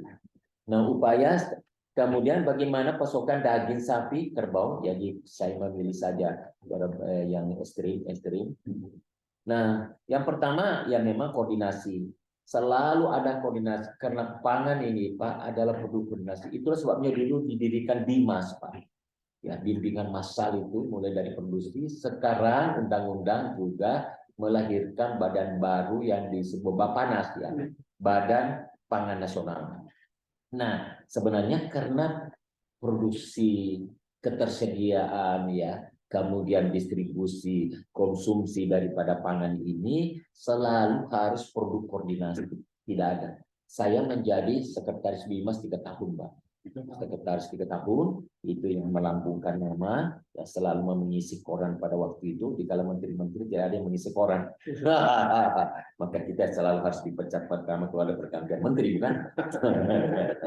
Bagaimana kita memainkan itu koordinasi, karena biasa kita tidak sadar pemerintah yang punya ya bisnis itu, perusahaan itu adalah petani yang mempunyai lahan sendiri, yang mempunyai modal sendiri, apa semua. Jadi kita tidak punya apa-apa sebenarnya dari yang Kementerian Pertanian, dari pemerintah, ya, kecuali bagaimana menciptakan kondisi iklim agar supaya mereka ini berproduksi dengan baik. Oleh itu kita berikan rangsangan keuntungan, kita siapkan dan lain sebagainya.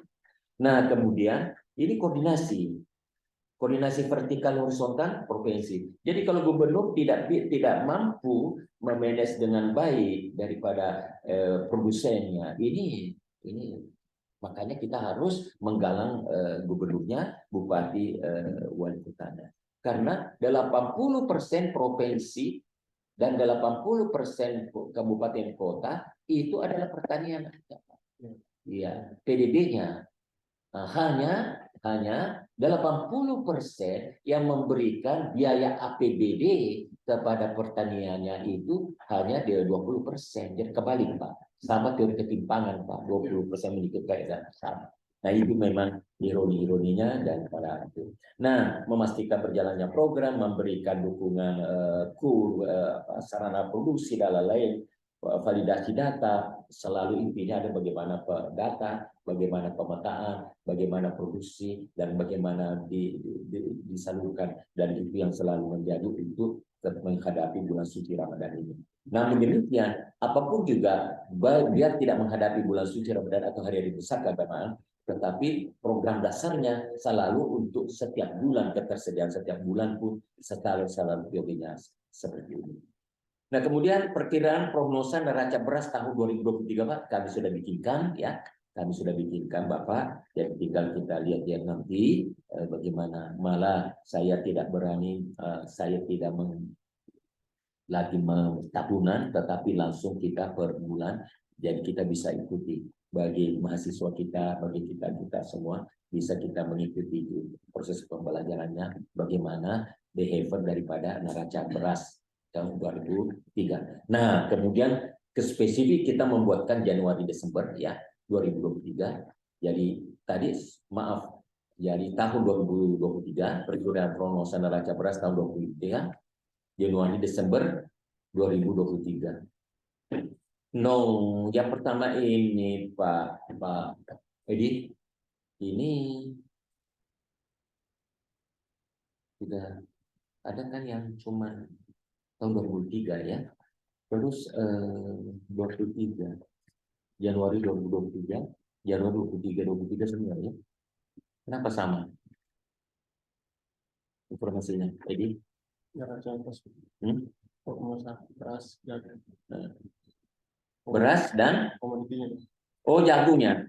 Ah, ya jagung, prognosa neraca jagung seperti ini, Bang ya. Jadi ini sudah ada gambarannya per bulan itu. Kemudian kedelai sudah ada gambarannya Pak. Nah kemudian neraca bawang merah ya sama. Jadi di mana di per bulan. Tapi ini nasional tentunya Pak ya. Tadi untuk per wilayah, produksi per wilayah per waktu ya itu di depannya di peta-petanya itu ya. Dan itu sangat ditentukan oleh moving daripada produksi dan kepada konsumennya. Nah, kemudian berarti dari produsennya kebun, sawah, lahan diproduksi di situ, kemudian diproses di situ, kemudian didistribusikan tadi kelihatan. Dan yang kedua kalau impor berarti dari pelabuhan, ya pelabuhan penerima impor, ya biasanya Tanjung Priok, Tanjung Perak, sepertinya Makassar, ya kemudian itu masuk di gudang dan atau langsung didistribusikan kemana yang membutuhkan. Itu yang tadi di depan terlihat daripada tanda panah itu. Nah, cabai rawit juga begitu, cabai besar ya untuk ditaruh kita ya. Kemudian daging sapi dan kerbau, kemudian neraca daging ayam ada, kemudian telur ayam sama sifatnya, tapi yang pasti bisa kita mempelajarinya ketersediaannya. Kemudian prognosa neraca gula pasir juga sama. Jadi di sini ketersediaan dalam pemahamannya diproduksi sendiri dan juga impornya. Tadi kalau diproduksi sendiri dari areal di mana produsennya diolah di situ kah atau sudah moving, gabahnya sudah moving, diolahnya di tempat lain, di provinsi lain, nah, kemudian juga secara jadi beras, kemudian didistribusikan ke wilayah-wilayah mana, dan kalau impor berarti dari pelabuhan. Nah ini neraca minyak goreng, ya ini kita nomor 1 minyak goreng. Nah ini ada terakhir ini penting ini bapak-bapak. Ya, ketahanan stok komoditas pangan menurut provinsi 2023 Februari 22. Jadi ini agak per provinsi. Bapak bisa membayangkan wilayah kita 34, sekarang sudah 37 dan masih banyak lagi yang akan menambah provinsi. Jadi ini data-data seperti ini pegangan kita. Jadi juga organisasi profesi juga berbicara karena semua level sampai ke bawah. Partai politik berbicara cari provinsinya, kabupaten, ya semuanya begitu. Nah oleh karena itu semakin banyak provinsi, semakin berkembang kabupatennya, semakin panjang ini daripada kita punya tabel seperti ini. Nah terakhir ada Pak, ya ini dia kesimpulannya kita ya. Jadi saya ulangi lagi, saya penekanannya pada distribusi dan dengan supply yang tersedia berarti ya keseimbangan supply demand berarti harga akan tetap. Jadi yang saya bicarakan ini bagaimana membuat harga tidak bergerak lebih besar daripada 3%, ya. Ya itu Pak. Karena kalau sudah sampai 5% itu sudah kuning, lebih dari 5% itu sudah merah. Itu Pak ya. Dan tadi disegakkan oleh Pak. Nah, kesimpulannya perencanaan data dan pemetaan. Jadi perencanaan pangan kita itu sungguh-sungguh harus di mana produksinya dengan berbagai. Jangan lupa pangan kita kalau berbicara karbohidrat ya itu ada sampai 20-30-an komoditi, beras, jalan. Kalau berbicara lagi sayuran, berbicara buah dan lain-lain, itu ada ratusan komoditi. Bayangkan semua itu harus dipetakan. Kalau berbicara lain-lainnya itu, jadi bisa kita kalau berbicara pangan itu mencapai 300 komoditi di Indonesia, mempunyai behavior ekonomi sendiri-sendiri. Dan Bapak mencarinya di literatur bagaimana ekonominya cabai barangkali tidak dapat ditemukan Pak. Nah itu Pak. Nah, insya Allah saya masih ingin tulis, Tuhan ngasih umur panjang, saya masih akan menambah 10 komoditi saya tulis, ya untuk kita bersama. Nah ini kemudian perencanaan, data dan pemetaan, salah itu. Koordinasi vertikal horizontal, tidak ada produksi pangan ini tidak melalui koordinasi Pak. Tanpa itu tidak bisa macet total. Jadi tidak di apa. Makanya memastikan ketersediaan infrastruktur dan saprodi Pak, itu untuk ya untuk menyongsong. Jadi tadi walaupun kita menyongsong untuk bulan Ramadan dan Idul Fitri, berarti perencanaan ini sudah mantap memang bahwa setiap menghadapi seperti bulan Ramadan dan Idul Fitri itu produksi tadi 12 bahan pokok itu rata-rata kita naikkan 5-10% Pak. Itu baru bisa. Ketersediaannya ya. Nah, itu ya. Sama juga nanti bisa kita bahas lagi menghadapi pemilu Pak, pemilihan presiden. Oh itu naik lagi Pak, sama ini kita diskusi lagi di situ. Kemudian ketiga, memastikan ketersediaan infrastruktur, memastikan ketersediaan komoditi baik produksi dalam negeri maupun impor. Ini tadi keseimbangannya. Distribusi dari wilayah positif ke wilayah negatif, ya, itu harus diperhitungkan. Tanda-tanda panah tadi Pak yang kami buatkan itu, pemantauan, supervisi dan pengawas ketersediaan pangan di wilayah. Bupati, gubernur, wali kota harus turun tangan langsung dengan ini Pak. Jadi timnya itu selalu ketua oleh pemerintah, itu tidak boleh tidak. Itulah dulu gagasannya Bimas Pak, selalu monitoring dan evaluasi Pak. Dan terakhir kita berdoa Pak, sungguh-sungguh kalau tidak dengan doa orang Indonesia ini Pak, kalau tidak dengan doa ya Allah, ya betul tidak bisa terwujud. Assalamualaikum warahmatullahi wabarakatuh. Menarik sekali Prof. Ini data-data yang disampaikan ya. Kita ketahui jadi sama-sama bahwa sebenarnya produksi nasional kita dengan kebutuhan nasional itu masih jomplang ya Prof ya. Ya ini memang kayak pemerintah bagaimana mengakomodasi kekurangannya ini ya Prof. Baik, kita lanjut lagi di materi pembicara berikutnya, Bapak Aryo, kami persilakan. Baik, bismillahirrahmanirrahim. Assalamualaikum warahmatullahi wabarakatuh. Waalaikumsalam. Terima kasih Bu Moderator. Ini karena materi terakhir umumnya udah banyak dibahas. Jadi saya kemarin mencoba kira-kira apa yang dibahas sama Pak Andi dan Prof. Pak. Bapak buka dulunya dari harga dan ketersediaan. Oke, masuk ke slide selanjutnya. Jadi saya ingin masuk dari sisi global, Bapak Ibu sekalian ya, bahwa memang berkaitan dengan stabilitas harga itu atau inflasi ya, kenaikan harga ini sudah menjadi kekhawatiran sejak pandemi ini mulai ya. Di sini bisa kita lihat bahwa dalam mengatasi pandemi seluruh negara di dunia ini mengatasinya dengan memberikan bantuan langsung karena seluruh aktivitas ekonomi terhenti. Karena pemerintah ingin transmisi COVID ini tidak terlalu menyebar gitu. Dampaknya apa ketika pemerintah di seluruh dunia secara jor-joran memberikan bantuan, dampaknya ya growth money persentase per GDP-nya ini meningkat ya, ini dari 2019 ke 2020 ini sangat meningkat sangat besar. Ya, konsekuensinya apa? Tentu ini ketika uang beredar banyak di masyarakat, otomatis inflasi akan naik, gitu ya. Nah, namun ancaman inflasi ini ternyata semakin mengkhawatirkan, ya, atau di sini saya sebutnya menjadi bom waktu ya. Bom waktunya ini semakin dipercepat oleh invasi Rusia ke Ukraina. Ya, konflik di antara Rusia dan Ukraina ini semakin mempercepat bom waktu inflasi ini ya, karena kita sudah ketahui bahwa Rusia ini dikenal sebagai SPBU-nya dunia, ya, sumber gas, Luar biasa. minyak, ya kan Eropa sendiri sangat bergantung dari Rusia, sedangkan Ukraina sendiri juga tidak kalah strategisnya ya Pak ya, bahwa menjadi top producer dari beberapa gandum gitu ya, komoditas pangan ya, gandum dan juga sunflower yang menjadi substitusi dari sawit gitu ya. Nah, selanjutnya. Nah, di Indonesia sendiri inflasi ini terbagi menjadi dua kelompok, yaitu pertama inflasi inti dan non inti ya. Ini inflasi inti ini cenderung menetap ya, atau persisten dalam pergerakan inflasi dan dipengaruhi oleh beberapa faktor seperti nilai tukar, harga komoditas, ekspektasi inflasi, kemudian ada juga inflasi non inti yang merupakan komponen yang cenderung lebih bergejolak ya. Dan inflasi sendiri merupakan jadi salah satu indikator makroekonomi yang setiap tahun disasar. Ya. Pemerintah selalu menetapkan target inflasi setiap tahun.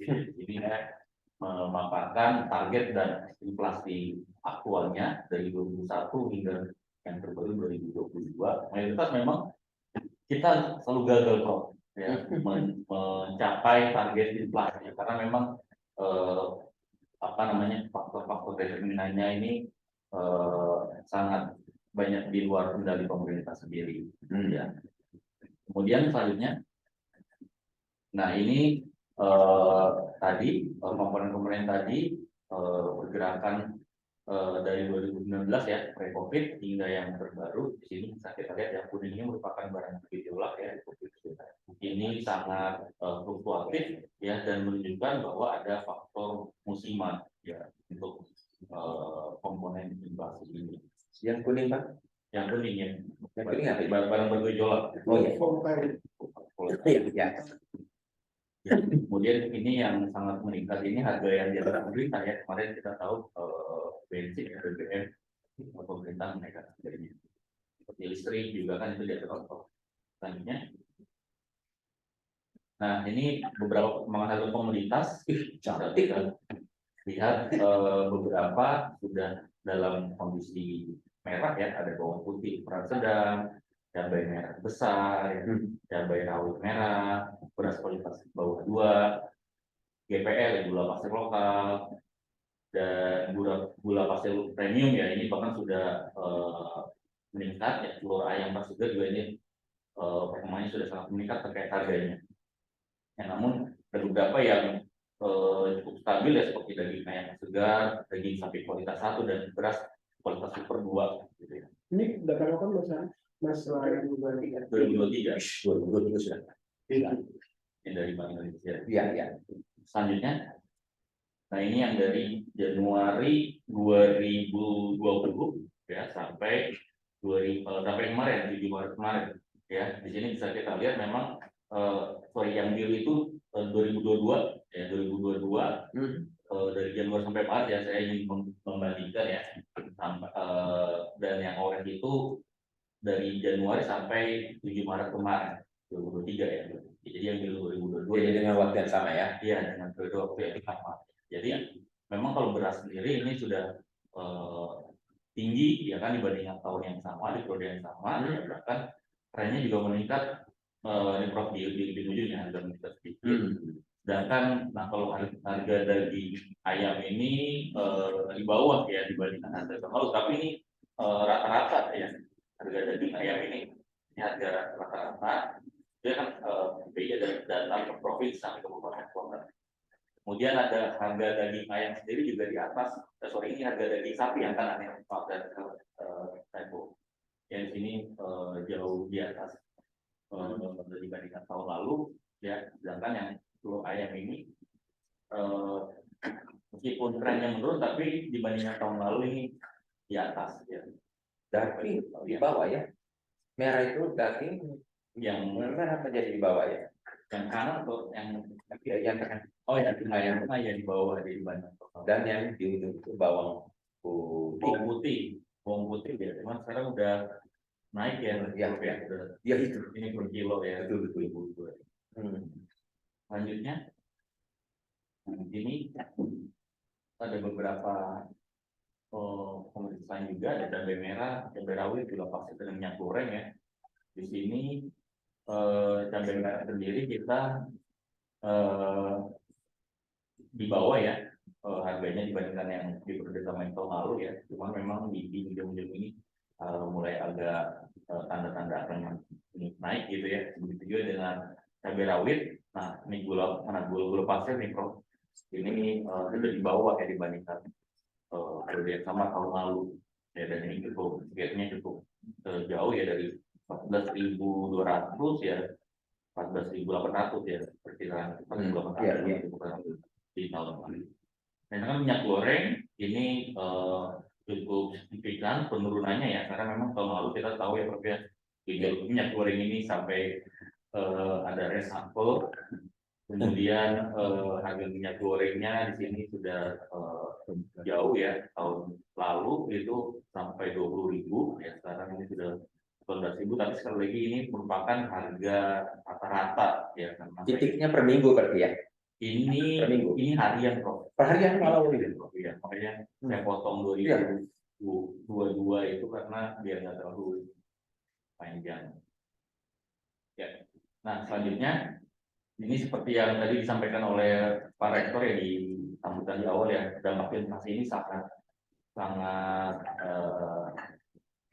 berbahaya gitu ya, karena tentu menurunkan daya beli ya, karena menurunkan kemampuan masyarakat untuk mendapatkan barang jasa yang dibutuhkan ya, dan mayoritas ini daya beli.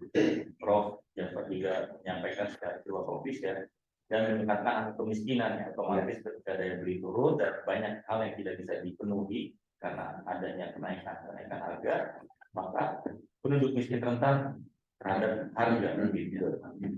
Kenaikan harga beras 10% kira-kira dapat meningkatkan inflasi sebesar 0,9% dan menaikkan angka kemiskinan mencapai 1,3%.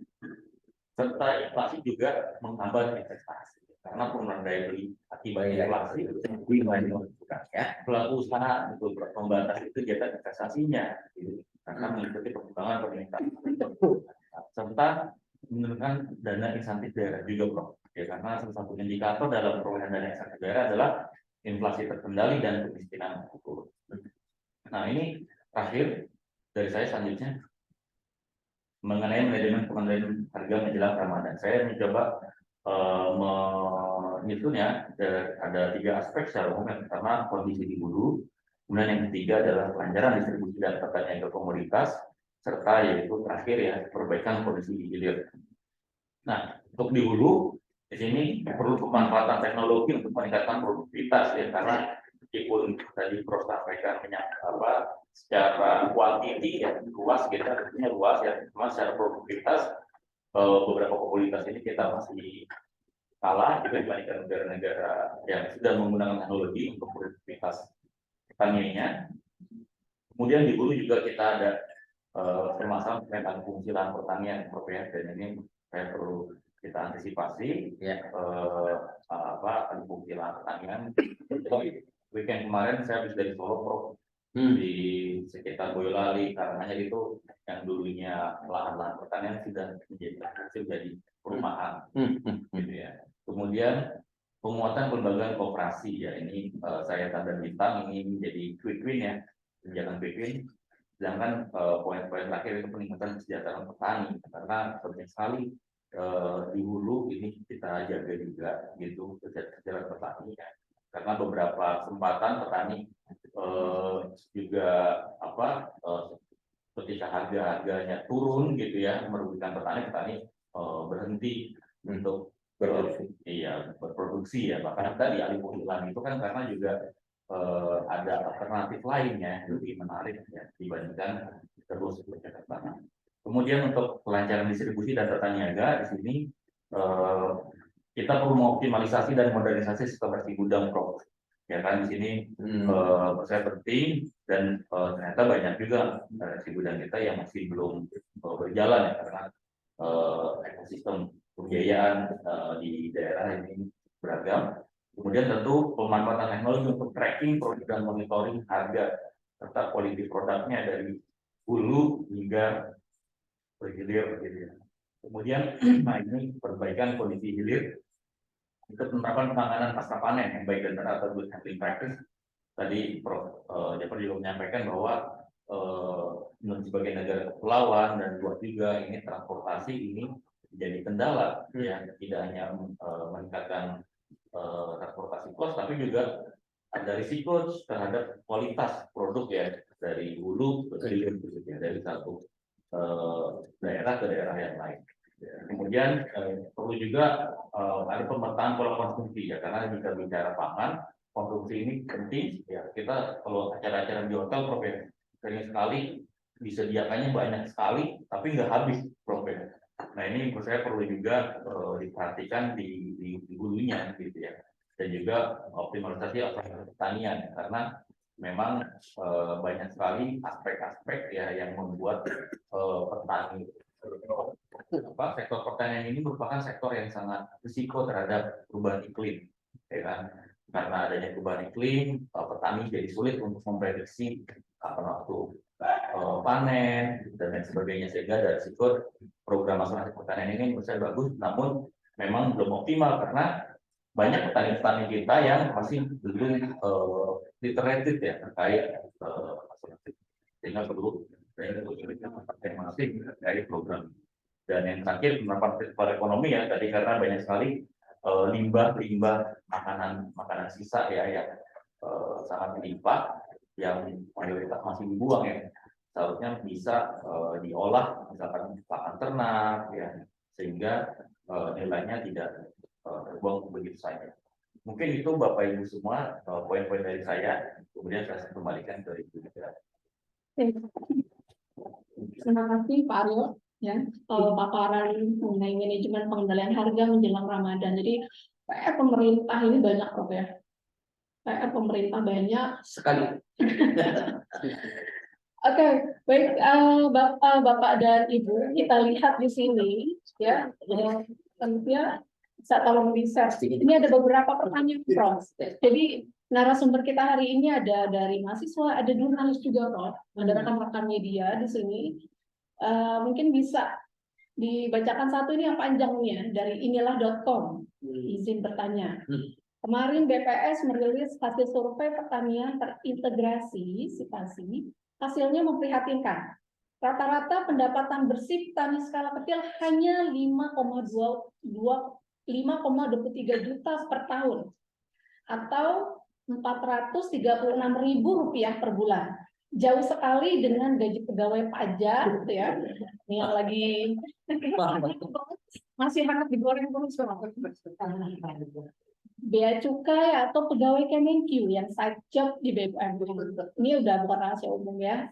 Kira-kira apa yang salah Pak Jafar? Petani skala kecil mayoritas di Jawa. Tentu ini ekivalen dengan angka kemiskinan dan masa depan. Pertanian di masa depan. Lama-lama orang malas jadi petani. Beras impor terus. Dikaitkan dengan harga beras yang tidak murah-murah banget, harusnya petani yang menuju sejahtera. Setuju ya Prof ya? Tapi kenyataannya kan tidak. Mohon pencerahan dari para narasumber. Baik, saya persilakan Pak Dr. Prof. Dr. dulu. Udah, saya terakhir. Oke. Pak, silakan Pak. Dulu dong. Iya, memang ini satu dilema buat kita ya. Kalau kita lihat tren pertumbuhan kemarin, Prof ya, selama COVID itu justru yang menyelamatkan perekonomian kita itu sektor pertanian. Nah, tumbuhnya cukup paling tinggi di antara sektor-sektor yang lain. Tetapi dalam kondisi normal, justru sektor pertanian itu paling rendah. Ya, padahal di situ jumlah tenaga kerja kita ya, yang bekerja di sektor pertanian itu mungkin mencapai 60% ya. Nah, ini kan menunjukkan bahwasannya kita belum punya keberpihakan yang cukup kuat lah kepada sektor pertanian tadi ya. Seperti yang Prof. Jafar sampaikan tadi, kalau dilihat dari usia petani kita saat ini, itu mungkin tidak ada generasi milenial yang mau jadi petani gitu. Ya, karena tadi membayangkan tidak punya lahan, tidak punya tanah, ya, tidak punya peralatan pertanian yang modern dan lain sebagainya. Nah, ini yang jadi tidak salah kalau seandainya data tadi yang menyebutkan tingkat penghasilan petani kita itu masih jauh dari harapan.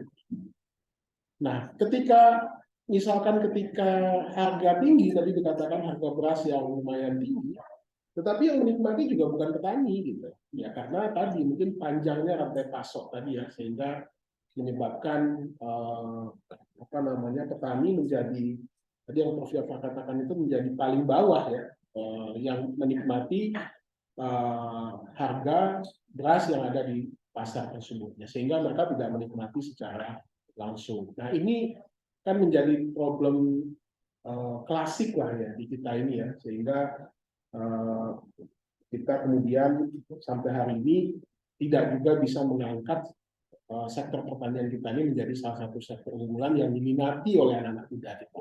Ya.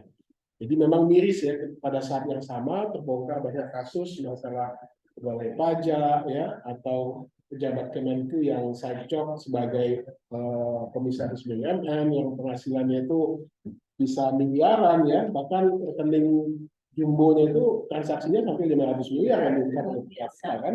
Wah itu, aduh, itu merusak rasa keadilan kita gitu ya, sebagai masyarakat yang berharap benar pajak ini menjadi salah satu sumber biaya pembangunan atau pembiayaan pembangunan yang yang besar di negara kita. Jadi begitu mungkin Mbak Lia ya. Jadi artinya ini memang satu problem yang tadi disampaikan, problem klasik, masalah klasik yang tidak selesai-selesai sampai hari ini ya. Tadi sudah diungkap oleh Prof. Ja'far bagaimana sebenarnya konstitusi itu mengamanahkan kepada kita semua ya, kepada pemerintah ya, bagaimana ini harus selesai ya, artinya mulai dari ketahanan pangan, kemandirian pangan dan lain sebagainya, itu adalah amanah konstitusi yang harus diselesaikan. Jadi ya mau dibilang kita optimis kondisinya seperti ini, mau dibilang pesimis kita juga nggak boleh pesimis, apalagi nih bonus demografi ini ya, puncak bonus demografi ini kan kita akan hadapi di tahun 2030 kan, di mana usia produktif kita itu lebih besar ketimbang usia non produktif. Nah, kalau usia produktif kita ini tidak mampu ya produktif, tentu dia menanggung beban yang lebih banyak nantinya gitu ya. Sehingga tidak lagi bonus demografi yang kita dapatkan, tetapi bencana demografi gitu. Ya, apalagi kalau seandainya nanti mulai terjadi penuaan, aging population itu kan, artinya kita bisa tua sebelum kaya gitu ya. Jadi kita udah tua tapi kita nggak kaya-kaya gitu. Nah, disitulah jebakan middle income trap itu terjadi ya, jebakan masyarakat berpenghasilan menengah itu. Mungkin begitu Mbak Lia dari saya. Baik, terima kasih. Selanjutnya Pak Aryo, silakan. Oke, jadi terima kasih kemudian. Jadi terkait kesejahteraan petani ya, memang ini isu yang sudah lama sampai kita semua yang memang tadi disampaikan juga bahwa dari rantai pasok ini petani yang paling lemah gitu ya. Nah, jadi saran saya memang harus pemerintah perlu memperkuat kelembagaan di petani ya. Jadi sebelum kesejahteraan itu kelembagaannya agar si petani ini dia punya daya tawar yang relevan lebih baik gitu ya, meskipun tidak lebih baik dibandingkan maksudnya aktor-aktor yang lain gitu ya, itu dengan melalui penguatan koperasi. Namun tantangannya sekarang adalah koperasi kita ini semakin sulit untuk bersaing semenjak adanya BUMDes. Gitu ya.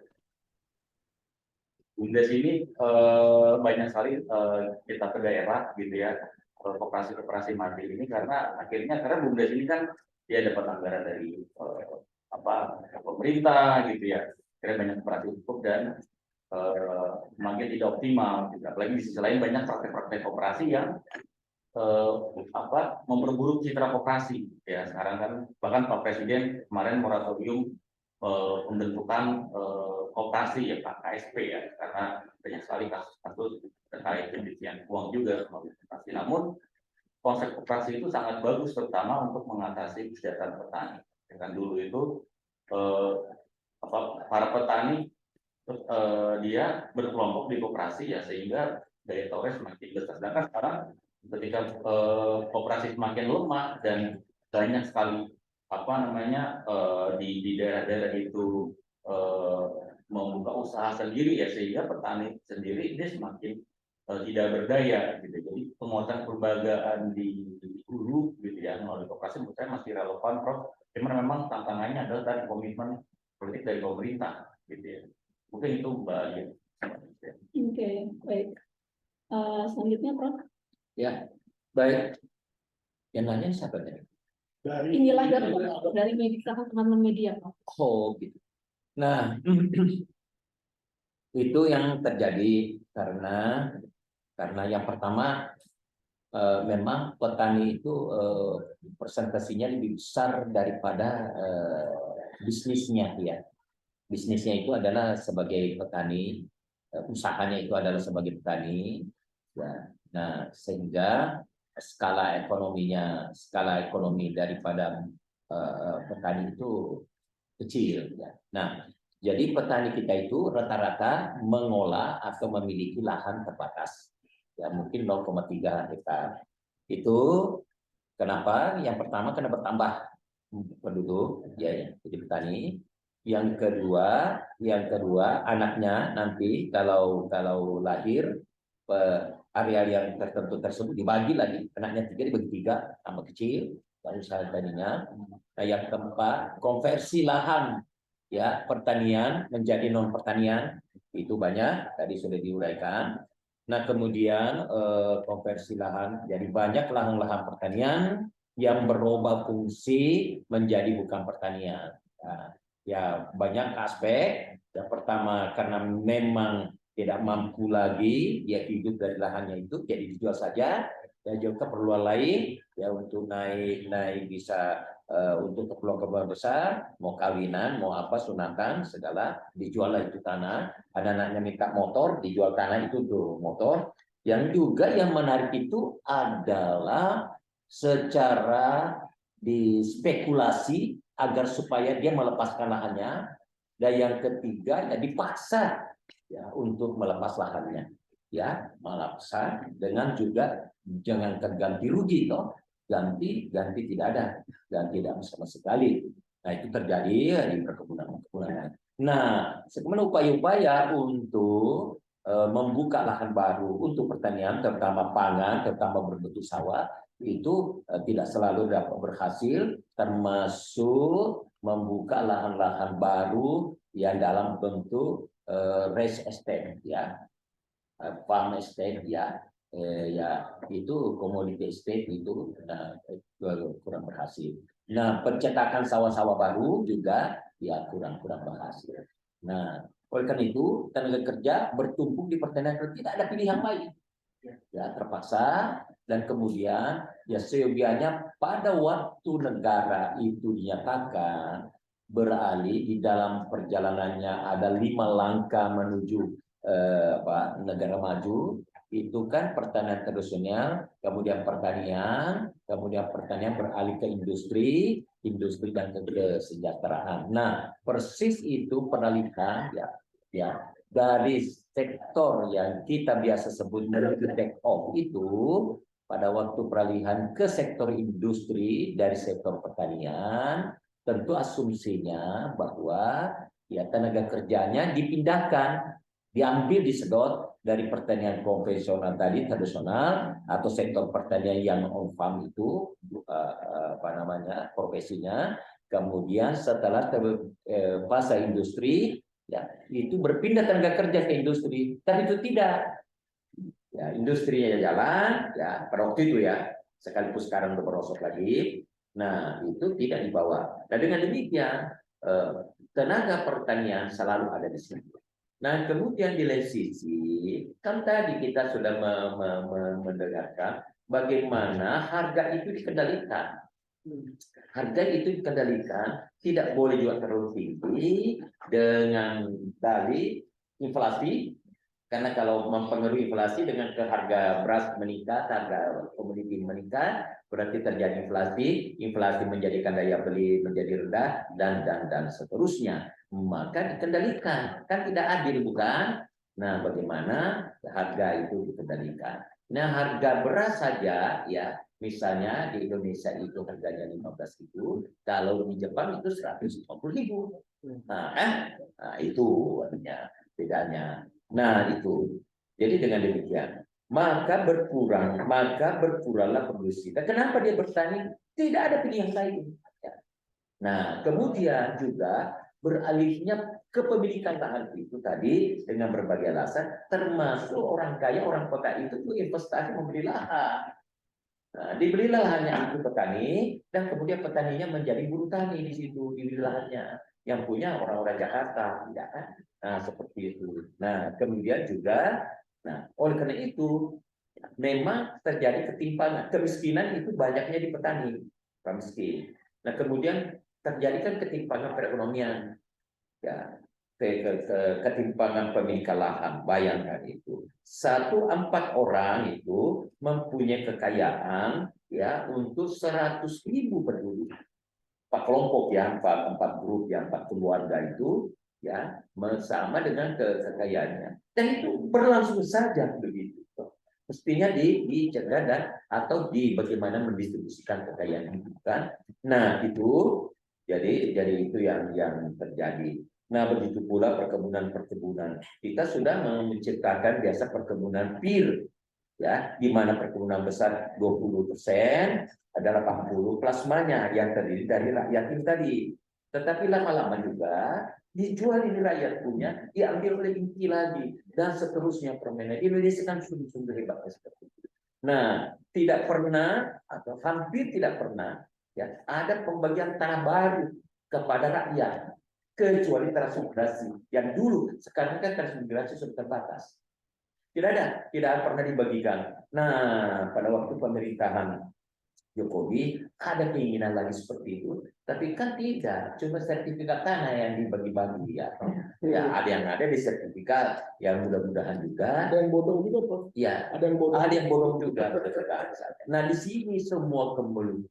Ya, seandainya sebenarnya bahwa petani disuruh mogok tidak bertani, cuma persoalannya makan apa ya? Tidak ada pilihan lain. Ya, itu yang terjadi. Nah, sehingga terjadilah masih apa yang hasil survei itu BPS yang baru, Ibu Bapak semua dalam grup Zoom tadi ini grup yang menanyakan ini tadi Nila.com itu, jadi itulah yang menyebabkan ya petani miskin. Dan kalau tidak ada manuver ya ada jumping, saya tidak ingin mengatakan revolusi bukan, ada reformasi tentang kepemilikan lahan dan tentang bagaimana masyarakat dibagikan aset, itu tidak akan berubah, akan terus terjadi begini. Nah tentunya diikuti oleh tingkat pendidikan masyarakat kita yang harus memang diberikan pendidikan, yang kemudian tingkat etika moral Indonesia harus ditingkatkan, karena kita kan sudah terbiasa menjadi homo hominidus. Kita tinggal bukan hanya menjadi keserakahan itu menjadi tingkat kita, menjadi iman kita ya, keserakahan itu bagaimana kita memiliki sebenarnya ya, tentunya juga mungkin saja dengan berbagai cara. Dan yang menarik ketimpangan itu ya diikuti oleh ketimpangan ya kepemilikan yang juga ada etnis di situ ya. Ketimpangan ekonomi, ketimpangan pemilikan lahan, karena rata-rata konglomerat itu justru lahan yang bersama. Dan bisa-bisa dia menjadi konglomerat karena ada lahan yang cuma diberikan izin, dia tidak perlu beli kan? Dan pun kalau juga beli tadi terpaksa atau mengusahakan. Nah itu yang menjadi ketimpangan dari kemudian itu kan yang membahayakan sehingga generasi kita sekarang ini hampir 4 bukan, dan itu adalah kalau tidak ada bagaimana caranya menyetop ya kemudian meredistribusi dan distribusi aset kepada petani, kepada masyarakat, maka tidak akan berubah dari apa yang ada hasil survei dari BPS yang baru. Itu. Baik, jadi memang coba saya sambungkan ya Pak Prof. Jafar, kayak pemerintah ini bagaimana bisa berani ya mereformasi tentang kepemilikan lahan ya Prof ya. Itu harus dibutuhkan keberanian sepertinya. Kemudian bagaimana petani ini tidak bisa tidak bisa sejahtera. Tadi dari rantai pasoknya, saluran distribusi kita juga masih lemah. Ya, Prof. Berikutnya kita lanjut ke pertanyaan kedua. Ini dari siapa ini? Aji Cakti. Ya, Aji Cakti ini mahasiswa kita mungkin ya. Mohon izin bertanya kepada para narasumber, bagaimana langkah yang perlu diambil pemerintah dalam melakukan pengendalian harga dan stok pangan di tingkat distributor? Bagaimana langkah yang perlu diambil pemerintah Jadi apa namanya pandangan kita nih Prof sebagai sebagai apa di masyarakat Prof ya. Kira-kira bagaimana Prof? Cara yang harus ditempuh pemerintah melakukan pengendalian harga. Siapa dulu? Pak Aryo? Oke, baik. Mas Adi ya terkait pengendalian harga pangan di tingkat distributor. Ya, tadi artinya ketika dari distributor kan dia di tengah gitu ya. Nah tentu pasokan dan stoknya ini harus dijaga di hulu. Gitu. Jadi seringkali kita bicara tengah atau ke hilir itu seringkali pemerintah itu mengabaikan di hulu. Padahal itu sangat penting sekali. Dan tadi sudah kita diskusikan juga bahwa tata kelola dan juga kelembagaan di hulu ini masih sangat tradisional ya.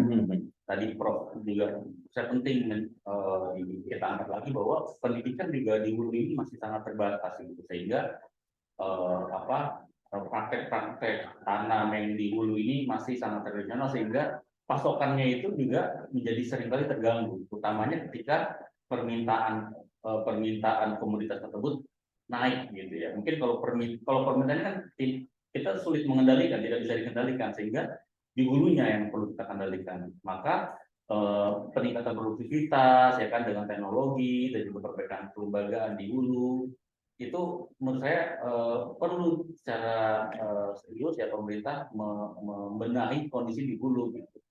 Karena harga-harga itu naik ya tadi ya karena permintaan naik dan ada kekhawatiran keterbatasan pasokan gitu ya sehingga harganya naik. Sebetulnya yang lebih bahaya lagi itu bukan ketika harga naik, tapi ketika terjadi kelangkaan, ya Prof. Ketika kelangkaan ini yang sangat kita khawatirkan. Oleh sebab itu, pasokan di hulu, berbagai kondisi di hulu ini menurut saya perlu menjadi prioritas juga untuk mengendalikan itu. Mungkin itu Mbak. Oke, silakan Prof. Oke. Apa dulu? Oke, baik. Jadi ini luar biasa. Ya, bukan di tingkat konsumen, di tingkat distributor. Gimana caranya? Jadi yang pertama dulu sebenarnya kan kalau kita berbicara bisnis ini ya berbicara bisnis tentunya masing-masing rantai bisnis itu ingin menyimpan nilai tambah yang lebih tinggi ya. Tetapi kita kan sudah juga yang sudah terjadi sekarang ini kan kita bagi yaitu ada hulu ya, ada tengah, kemudian ada hilir. Nah, hulu itu adalah ada di situ penyiapan ada penyiapan saprodi, ada penyiapan modal, ada teknologi, ada persiapan.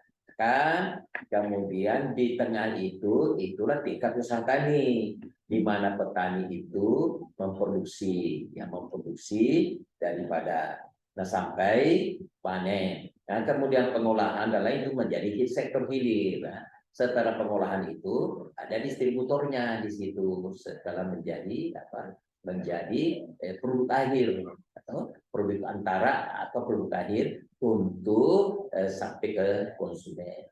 Nah, distributornya juga di sini pada waktu jadi ada 3 distributor di sini.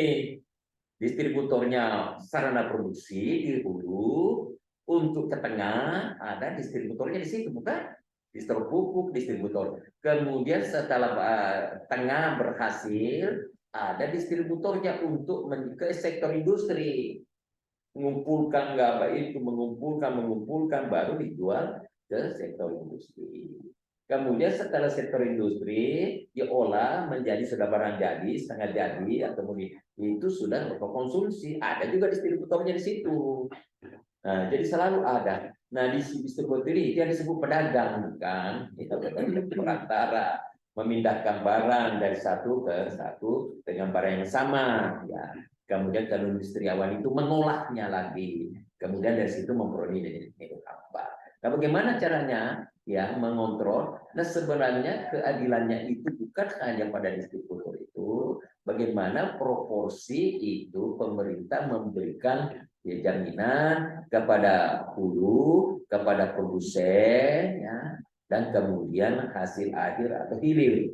Itulah sebabnya pemerintah ada misalnya memberikan subsidi pupuk. Ya, jadi distributor menjualnya 100 karena membelinya 90, menjualnya 100 ya. Tetapi dia tetap jual 90 karena dibayar oleh pemerintah yang disebut subsidi pupuk. Nah, akhirnya distributor menjualnya. Dan itu ada ketetapan harga.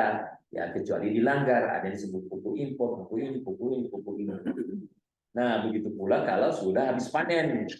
Ya, berarti habis apa saja habis panen, ada rambutan saja, terus kan diborong oleh pemanjat itu, bukan distributor itu dijual 1 ton. Ya, kebun saya begitu Pak di pekarangan, datang dibeli langsung, ini rambutan langsung itu 1 ton harganya sekian, udah dipanjat dan dibawa sendiri. Entah bagaimana caranya menjual, tergantung dari bagaimana mengikat itu ikatan-ikatan dari rambutan toh. Nah, sehingga itu biasa yang sudah dikontrol. Tetapi untuk seperti beras ini tadi sudah ada juga jatahnya, ada yang disebut harga, makanya kemarin ada yang disebut harga batas atas ya, harga batas atas yang membuat ribut itu ya, membuat ribut karena Bappenas menyatakan bahwa batas atas bagi, sehingga juga itu menarik ke bawah. Dan setiap pergantian rantai itu selalu yang mendapatkan sedikit nilai tambahnya adalah rantai yang paling lemah.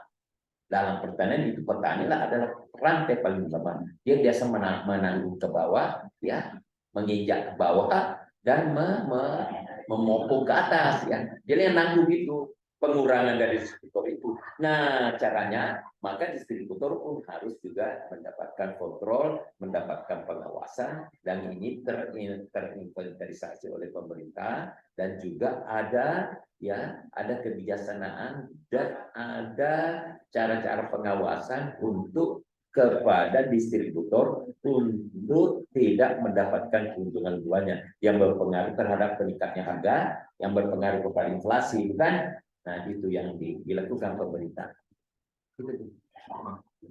Silakan Pak, itu cukup ya. Kalau menurut Prof. David ini terkait pertanyaan tadi, apakah pemerintah sudah melakukan pengawasan tadi? Oh, dia sudah melakukan. Tapi melakukan, semuanya dilakukan ya, hanya saja efektivitasnya terkadang. Kemudian kebocoran-kebocoran terjadi dan tidak apa namanya, para distributor ini tidak memenuhi anjuran, tidak memenuhi kaidah, dan semua kuncinya adalah pada keserakahan. Cuma dia mempunyai kemampuan berserakah dibandingkan dengan petani. Loh, petani mau juga tapi tidak mampu dan tidak ada ruang. Kategorinya. Baik, masih ada waktu Pak Panitia untuk tanya berikutnya? Saya kira cukup. Cukup ya? 12. Oke, baik. Alhamdulillah teman-teman semua, hari ini kita selesai menyelenggarakan diskusi publik. Saya coba merangkum diskusi kita hari ini, Prof. Ya, Pak Handi, Pak Aryo.